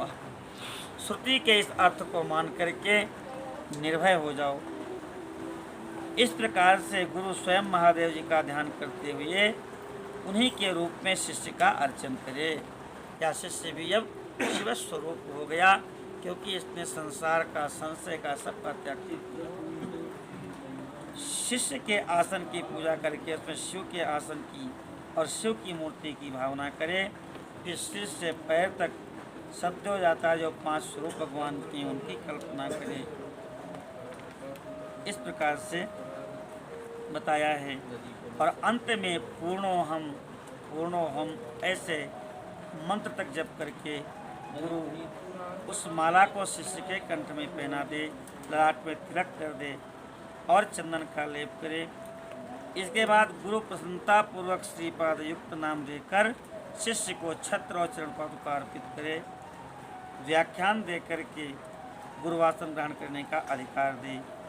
फिर गुरु अपने उस शिष्य की रूपी, शिव रूपी शिष्य पर अनुग्रह करके कहे कि तुम सदा समाधिस्थ रहकर मैं शिव हूँ, ऐसी भावना करते रहो। ऐसा कह करके स्वयं शिव को नमस्कार करे, फिर और लोग भी उसको नमस्कार करें। उस समय शिष्य उठ करके गुरु को प्रणाम करे, गुरु के गुरु को और उनके शिष्यों को भी प्रणाम करे। ये दीक्षा का विधान होता है। इस प्रकार सुशील शिष्य जब मौन होकर के गुरु के समीप खड़ा हो तो गुरु स्वयं उपदेश दे, हे पुत्र, आज से तुम समस्त लोगों पर अनुग्रह करते रहो। यदि कोई शिष्य होने के लिए आए तो पहले उसकी परीक्षा कर लेना और फिर शास्त्र की विधि के अनुसार से शिष्य बनाना। राग द्वेष से युक्त होकर के नहीं, राग द्वेष से मुक्त होकर के त्याग करके निरंतर शिव का चिंतन करते रहना। शेष संप्रदाय को सिद्ध पुरुषों का संग करो, दूसरे का नहीं। प्राणों पर भी बन आवे तो भी बिना शिव का पूजन किए कभी भोजन नहीं करना। गुरु भक्ति का आश्रय लेकर के सुखी रहो, सुखी रहो। अनभ्यर्थ शिवम जातु माँ भुक्ष्वा प्राण संक्षयम गुरु भक्तिम समास्थाय सुखी भव, सुखी भव। इस प्रकार से आशीर्वाद दे।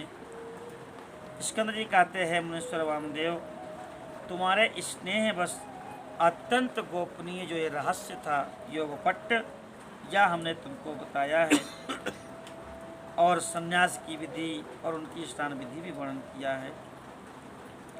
बोलो काशी विश्वनाथ भगवान की। श्रीमन्नारायण नारायण नारायण श्रीमन्नारायण नारायण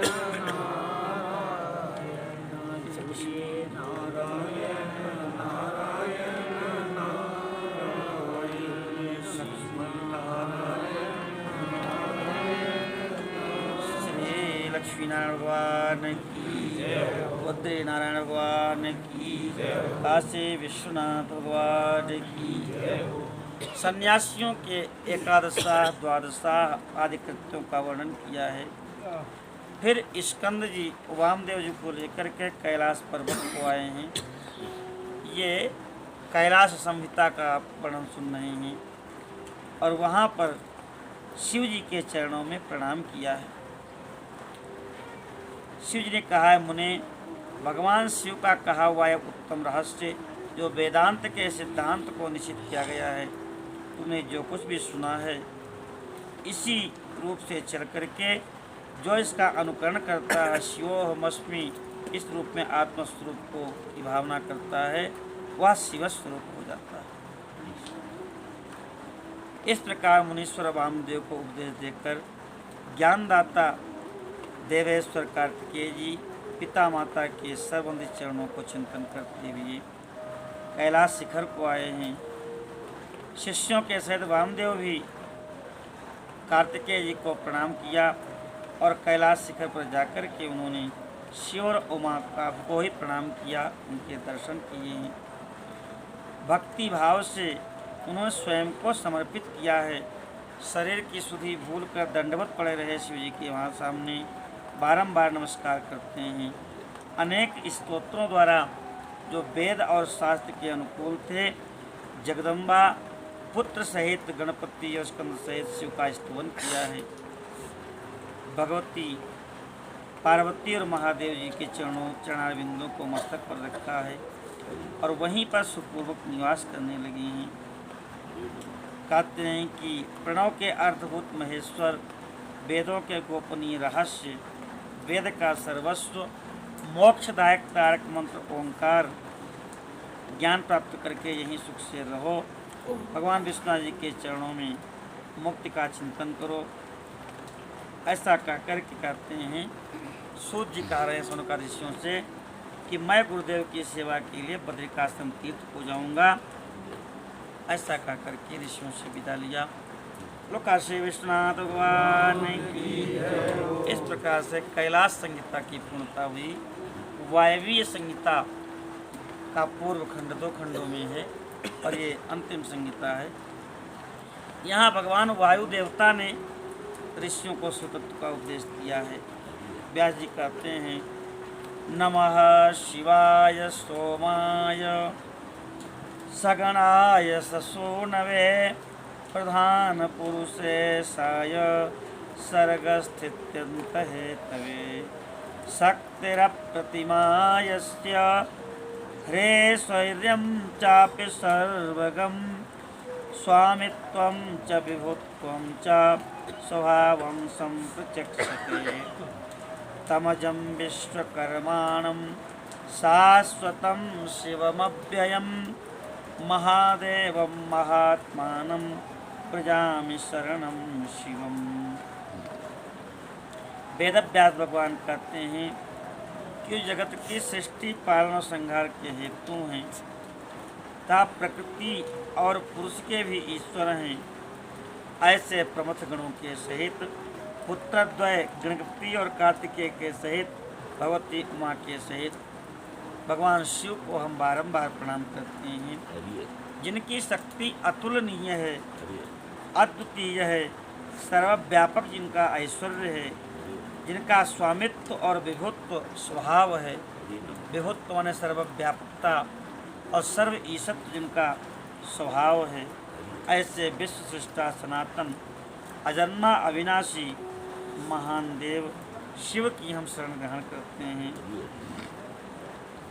जो धर्म का महान तीर्थ है। यहाँ पर गंगा, यमुना और सरस्वती का संगम हुआ है। जो ब्रह्मलोक का मार्ग है, प्रकृष्टोयागः प्रयागः, तीर्थराय प्रयाग की महिमा बता रहे हैं। उस प्रयाग में शुद्ध हृदय वाले सत्यव्रत परायण महातेजस्वी महान मुनियों ने एक विशाल यज्ञ का आयोजन किया है। क्लेश रहित कर्म करने वाले महात्माओं का यज्ञ का समाचार सुना है तो पुराण वेदता सूत जी वहाँ पर पहुँचे हैं। यज्ञ का मतलब केवल अग्नि में स्वाहा करना नहीं है। क्या नहीं? यज देव पूजा संगति करण दानेशु। ओ, देव पूजन भी यज्ञ है, अरे सत्संग करना भी यज्ञ है, अरे दान करना भी यज्ञ है। ये सब यज्ञ के अंतर्गत आते हैं। वहाँ पर पौराणिक शिरोमणि सूत जी आए हैं।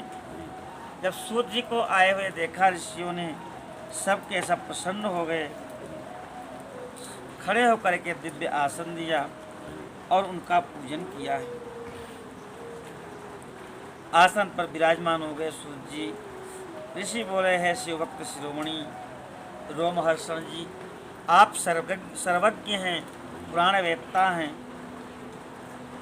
और हम सबके महान सौभाग्य से आप पधारे हैं। आप त्रिकालज्ञ हैं, ऐसी कोई बात नहीं जो आपको विदित न हो। इसलिए हम सबके कल्याण के लिए आपको यहाँ पर रुकना चाहिए, हम सबका कल्याण करके ही यहाँ से जाना चाहिए। हम चाहते हैं कि आप पवित्र पुराण हम सबको सुनावें, जो अत्यंत उत्तम हैं, वेदांत के साथ सर्वस्व हैं। ऐसा जब ऋषियों ने कहा तो सूत जी कहने, महर्षियों, आपने मेरा सत्कार किया, मुझ पर कृपा की है, इसलिए अवश्य मैं पुराणों का प्रवचन करूँगा। अब मैं महादेव जी, भगवती पार्वती, कुमार स्कंद, गणपति, नंदी और सत्यवती नंदन जो हमारे गुरुदेव हैं वेदव्यास भगवान, उनको प्रणाम करके वेद तुल्य पुराण की कथा कहूँगा। यह पुराण शिव तत्व के ज्ञान के सागर हैं, मोक्ष रूपी फल देने वाले हैं, विद्या के संपूर्ण स्थान है पुराण। पुराणों की महिमा है, पुराणों की संख्या और उनकी उत्पत्ति का विवरण। कहते 6 वेदांग हैं। व्याकरण को वेद का मुख कहा गया है, ज्योतिष को नेत्र कहा गया है और शिक्षा को घ्राण नासिका कहा गया है। छंदा पादौ तो वेदस्य, छंद को पाद कहा गया है। हस्तौ कल्पोथ पठ्यते। ये 6 अंग हैं, 4 वेद हैं, ऋग यजुः साम थर्वाख्या, ऋग्वेद, यजुर्वेद, सामवेद और अथर्ववेद। 4 इनके उपवेद हैं। ऋग्वेद का उपवेद क्या है? स्थापत्य वेद। यजुर्वेद का उपवेद है धनुर्वेद और सामवेद का उपवेद है गांधर्व वेद और अथर्ववेद का उपवेद है आयुर्वेद। 4 वेद, 4 उपवेद हैं। 14 विद्याएं हैं, मीमांसा, न्याय शास्त्र, पुराण, धर्मशास्त्र, ये सब मिला के 18 विद्याएं हैं। इन 18 विद्याओं के मार्ग एक दूसरे से भिन्न हैं, लेकिन पुराणों में सबको एक रस कर दिया गया है। यह पुराणों की विशेषता है। इन सब के निर्माता और कोई नहीं, भगवान सदाशिव हैं, ऐसा स्तुति का कथन है। ऐसे भगवान शिव को जब सृष्टि की इच्छा हुई, संसार को बनाने की इच्छा हुई, तब उन्होंने सबसे पहले अपने सनातन पुत्र ब्रह्मा जी को उत्पन्न किया और प्रथम पुत्र विष्णु ने ब्रह्मा जी को शिव ने जगत की सृष्टि का ज्ञान प्रदान करने के लिए 18 विद्याएं ब्रह्मा जी को प्रदान की। उसके बाद भगवान श्री हरि को नियुक्त किया ब्रह्मा की रक्षा के लिए और ब्रह्मा की बनाई हुई सृष्टि की रक्षा के लिए, दोनों की रक्षा की। भगवान विष्णु ब्रह्मा जी के भी पालक हैं। ब्रह्मा जी विद्या प्राप्त करके जब सृष्टि के कार्य में लग गए तो सबसे पहले उन्होंने पुराणों का स्मरण किया और उनको प्रकाश में लाए हैं। पुराणों के प्रकट होने के बाद चारों मुखों से चारों वेद प्रकट हुए। पुराण का एक अर्थ होता है पुराना, प्राचीन, तो माने वेदों से भी पुराने पुराण हैं। बहुत लोग पुराणों का अस्तित्व ही नहीं मानते, वो कहते हैं वेद को ही हम मानते हैं। पुराण वेदों से ही प्राचीन हैं। उनके चारों मुखों से वेदों का प्रादुर्भाव हुआ और फिर संपूर्ण शास्त्रों की प्रवृत्ति हुई। द्वापर में भगवान हरि ही पराशर मुनि के यहाँ सत्यवती के गर्भ से प्रकट हुए हैं। जैसे अरणी के मंथन से अग्नि प्रकट होती है, ऐसे ही सत्यवती नंदन श्री कृष्ण द्वैपायन वेद व्यास जी प्रकट हुए। बोलो वेद व्यास भगवान की जय हो। उन्होंने देखिए, व्यास जो विस्तार करे वही व्यास नहीं होता है, समासब व्यास जो होता है, यथा समय जो संक्षेप भी कर दे वो भी व्यास के अंतर्गत आता है। व्यास में दोनों गुण होते हैं, जब चाहे तो उसको संक्षिप्त कर दे, जब चाहे तो विस्तार कर दे। तो कहते हैं कि भगवान वेद व्यास ने वेदों को संक्षिप्त करके 4 विभागों में बांटा। वैसे तो बहुत विस्तार था, और वेदों का व्यास किया, इसलिए वेद व्यास कह रहे। पहले तो संक्षिप्त करके उन्होंने श्लोकों को 4 लाख कर दिया। 18 पुराणों को मिला करके 4 लाख श्लोक हैं, जबकि देवलोक में जो पुराण हैं उनकी श्लोकों की संख्या 1 करोड़ है। जो द्विच्छा अंगों सहित उपनिषदों सहित चारों वेदों को जानता है लेकिन पुराणों को नहीं जानता है, वह श्रेष्ठ विद्वान कभी नहीं हो सकता। इतिहास और पुराणों से वेद की व्याख्या करे। जिनका ज्ञान बहुत ही कम है, जो पौराणिक ज्ञान से शून्य है, ऐसे पुरुष से वेद यह सोच के डरता है कि मुझ पर प्रहार न कर बैठे, क्योंकि इसको ज्ञान तो है नहीं। जब पुराणों के ज्ञान से युक्त होकर कोई वेद का अध्ययन करता है, वेद की व्याख्या करता है, तो सही सही वेदों का निरूपण कर सकता है। पुराणों के लक्षण हैं सर्ग, प्रतिसर्ग, वंश, मनवंतर, वंशांतरित, ये 5 लक्षण हैं। किसी भी पुराण में सृष्टि का वर्णन होगा, जहाँ सृष्टि का वर्णन नहीं है उसको आप पुराण नहीं कह सकते। फिर सृष्टि के बाद प्रतिसर्ग, उनसे जो सृष्टि हुई, फिर वंशों का कथन, सबका वंशानुकथन, फिर मनवंतरों का कथन, मनु होते हैं और 74.5 चतुर्युगी तक एक मनवंतर होता है, उन मनवंतरों का कथन, और फिर वंशों का अनुकथन। ये 5 जिसमें होंगे उसी को हम पुराण कहेंगे। 18 पुराण बताए गए हैं। मद्वयम भद्वयम चैव व्रतत्रयम वा चतुष्टयम अनापलिंग पूष्कानि पुराणानि प्रचक्षते। मद्वयम, माँ से 2 पुराण हैं, मत्स्य पुराण और मार्कंडेय पुराण। भद्वयम, भा से भी 2 पुराण हैं, भागवत पुराण और भविष्य पुराण। व्रतत्रयम, ब्रा से 3 पुराण हैं, ब्रह्म पुराण, ब्रह्म वैवर्त पुराण और ब्रह्मांड पुराण। वा चतुष्टयम, कितने हुए? मद्वयम 2, भद्वयम 2, 4 और व्रतत्रयम 4, 3, 7 हो गए। वा चतुष्टयम, वा से 4 पुराण हैं, वामन पुराण, वाराह पुराण, विष्णु पुराण और वायु पुराण। अनापलिंग पुष्कानि, तो 4 हो गए, तो 2, 2, 4, 3, 7, 4, 11। और आ से अग्नि पुराण 12, ना से नारद पुराण 13, पा से पद्म पुराण 14, ला से लिंग पुराण 15 और कु से कूर्म पुराण 16, स्का से इंद्रकंद पुराण 17 और गरुड़ पुराण 18। ये 18 पुराण है। यहाँ पर क्रम थोड़ा बदला हुआ है। यहाँ पर वायु पुराण की जगह पर शिव महापुराण को लिया गया है। यह पुराणों का पवित्र क्रम है। पुराणों के क्रम में शिव पुराण 4थे क्रम में है, जो भगवान शिव से संबंध रखता है और समस्त मनोरथों का साधक है। इस ग्रंथ की श्लोक संख्या 1 लाख है और यह 12 संहिताओं में विभक्त है। इसका निर्माण स्वयं शिव ने किया है।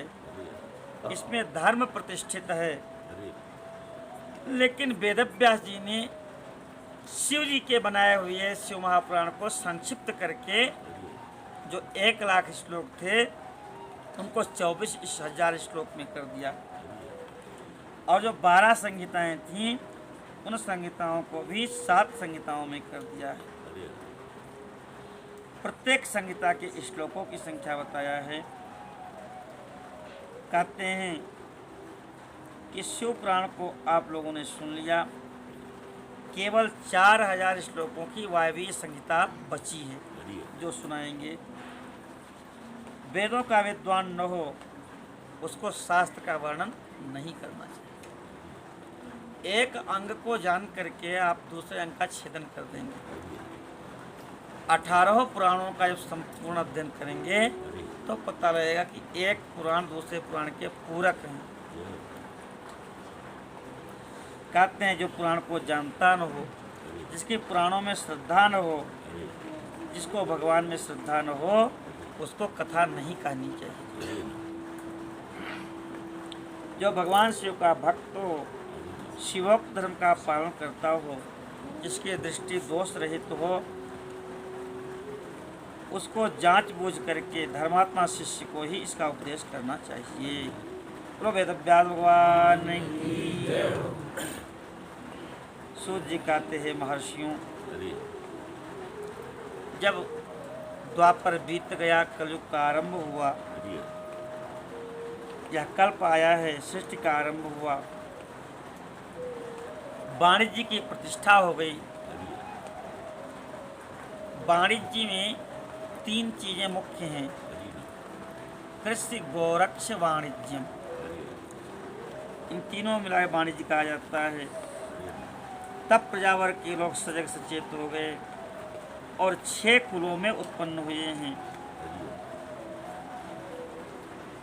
महर्षि लोग एकत्र हुए और आपस में बहस छिड़ गई। शास्त्रार्थ होने लगा कि यह परब्रह्म है, यह परब्रह्म नहीं है। महान शास्त्रार्थ हुआ, लेकिन जब तक 2 लोगों के बीच में कोई तीसरा नहीं निर्णायक होता है तब तक बात बनती नहीं। किसी निर्णय पर नहीं पहुँचे तो सब के सब ब्रह्मा जी के पास गए हैं। ब्रह्मा जी का दर्शन किया, सबने ब्रह्मा जी की स्तुति किया है। ब्रह्मा जी अपने आसन पर विराजमान हैं। ब्रह्मा जी का आसन क्या है? कमल का, कमल के आसन पर विराजमान है। देवता और दैत्य सब उनकी स्तुति करते हैं। दैत्य तो प्रायः ब्रह्मा जी की ही तपस्या किए हैं। मेरु के शिखर पर सिद्ध चारण गंधर्व सब उनकी स्तुति कर रहे हैं। अद्भुत वर्णन है उस शिखर का। वहाँ पर सब के सब ब्रह्मा जी की स्तुति कर रहे हैं। मुनियों ने ब्रह्मा जी को देखा, बड़े बड़े देवर्षि उनकी सेवा में बैठे हैं। ब्रह्मा जी का वर्ण तपाए हुए सोने के भांति है, मुख कमल के समान है, बड़े सौम्य हैं ब्रह्मा जी। प्रो ब्रह्मा सावित्री भगवान की अद्भुत स्वरूप है उनका। महर्षियों के नेत्र मुख कमल खिल उठे। ब्रह्मा जी की उन्होंने स्तुति किया है। जब प्रसन्न हो गए ब्रह्मा जी, उन्होंने कहा, हे तेजस्वी महर्षियों, आप सब लोग किस उद्देश्य से आए हो? ऐसा जब ब्रह्मा जी ने पूछा तो सारे ऋषि कहने लगे कि हम सब अंधकार से घिरे हुए हैं, परस्पर विवाद कर रहे थे कि परम तत्व क्या है, उसका साक्षात्कार नहीं हो रहा है। आप संपूर्ण जगत के पितामह हैं, कारण के भी कारण हैं, आपको तो विदित ही होगा कौन ऐसा पुरुष है जो आपको नहीं जानता। मुनियों के इस प्रकार पूछने पर ब्रह्मा जी ने आश्चर्य किया है।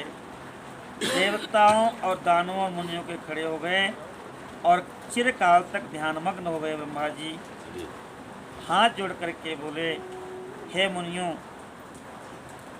जिनको वाणी मन से जाना नहीं जा सकता, मन सहित वाणी जिनका वर्णन करके लौट आती है लेकिन पाती नहीं है, जिनके आनंद स्वरूप का अनुभव करने वाला पुरुष कभी किसी से डरता नहीं, जो संपूर्ण भूतों, इंद्रियों और ब्रह्मा विष्णु रुद्र के सहित समस्त जगत जिनसे प्रकट होता है, जो कारण के भी कारण हैं, जिनके सिवा और किसी को कभी भी जगत की उत्पत्ति नहीं होती, ऐसे संपूर्ण ऐश्वर्य से संपन्न, यतो वाचो निवर्तन्ते अप्राप्य मनसा सह आनंदम यस्य वै विद्वान न विभेति कुतश्चन। इस प्रकार से वर्णन किया है। कहते हैं समस्त मुमुक्षु जिन शंभु का अपने हृदय के पर ध्यान करते हैं, जिन्होंने सबसे पहले पुत्र के रूप में मुझे उत्पन्न किया, मुझे संपूर्ण वेद पुराणों का ज्ञान दिया है, जिनके कृपा प्रसाद से यह प्रजापति पद मुझे मिला है, वह ईश्वर अकेले ही सर्व प्रकाश स्वरूप हैं, विराजमान हैं। इस प्रकार से महेश्वर को ही परब्रह्म परमात्मा बताया है। कहते हैं भगवान रुद्र ही हैं, दूसरा कोई नहीं है। नयस्य दिवसो रात्रि न समानो न चाधिका स्वाभाविकी पराशक्तिर नित्या ज्ञान क्रिय अपि। कहते हैं कि जो भगवान शिव सबके ऊपर शासन करते हैं, लेकिन उनके ऊपर कोई शासन नहीं करता। जिनके समान कोई भी नहीं है, उनसे अधिक तो वो ही कैसे कर सकता है। ज्ञान बल क्रिया रूपा पराशक्ति जिनकी स्वाभाविक और नित्य है, ऐसे शिव ही परब्रह्म हैं। कहते हैं कि ये जो क्षर जगत है, विनाशील और अव्यक्त प्रकृति और अमृत स्वरूप अक्षर जो भगवान हैं, वह सबके ऊपर शासन करते हैं। उन्हीं में तन्मय रहने से जीव अंत में उनको प्राप्त होता है और उन्हीं की सारी माया अपने आप दूर हो जाती है। उनके प्रकाश से ही सब प्रकाशित हैं। चंद्रमा, सूर्य, बिजली उनको प्रकाशित नहीं करते, उनकी अपनी प्रभा से सब प्रकाशित होते हैं। इस प्रकार उन महादेव महेश्वर को ही सबको अपना आराध्य मानना चाहिए, जानना चाहिए। उनसे श्रेष्ठ दूसरा कोई है ही नहीं। वह स्वयं ही सबके आदि हैं, लेकिन उनका न आदि है न अंत है। वह स्वभाव से ही निर्मल हैं, स्वतंत्र हैं, परिपूर्ण हैं, स्वेच्छाधीन हैं, किसी के पराधीन नहीं हैं, चराचर रूप हैं। इनका शरीर अप्राकृत है, दिव्य है। वह भगवान किसी लक्षण के अंतर्गत नहीं आते, वह लक्ष्य लक्षण से परे हैं। वह नित्य मुक्त होकर भी सबको बंधन में रखते हैं और जब चाहते हैं तो बंधन मुक्त भी कर देते हैं। काल की सीमा से परे हैं, जो काल को स्वयं सीमित करते हैं, जो काल को स्वयं प्रेरित करते हैं। काल जिनकी इच्छा से गतिशील होता है, वो सबके आवास स्थान है, माने सब उनमें निवास करते हैं, लेकिन उनका आवास स्थान कुछ नहीं है। सतगुरु भगवान की जय हो। आवाज की कथा कहीं पर विश्राम करते हैं, भगवान का कीर्तन करते हैं। लो सतगुरुदेव भगवान की जय, काशी विश्वनाथ भगवान की, से शिव महापुराण की, सब संतन की। ओम नमः शिवाय। ओम नमः शिवाय। ओम नमः शिवाय। हरि नमः शिवाय। ओम नमः शिवाय। ओम नमः शिवाय। ओम नमः शिवाय। ओम नमः शिवाय। ओम नमः शिवाय। ओम नमः शिवाय। ओम नमः शिवाय। ओम नमः शिवाय। ओम नमः शिवाय।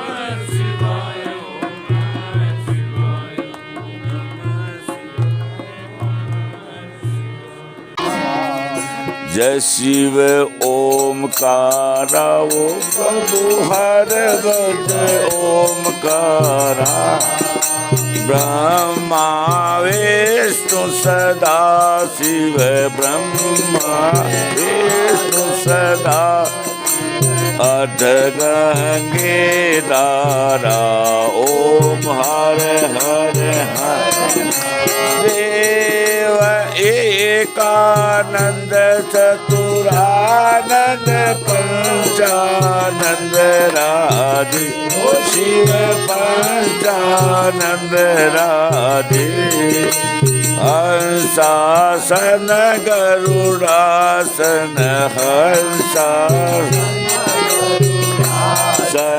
ब्रजवाहन राधे ओम हर हर देव दोय भुज चार चतुर भुज दस भुज सोवे वो शिव दस भुज ते सोवे स्वामी जीरो रूप निरखता बम बोल जीरो रूप निरखता त्रिभुवन मन मोवे ओम हरे हरे देव अक्षय माला वन मुंड माला धारी ओ शिव मुंड माला धारी चंदन मृगमद चंदा चंदन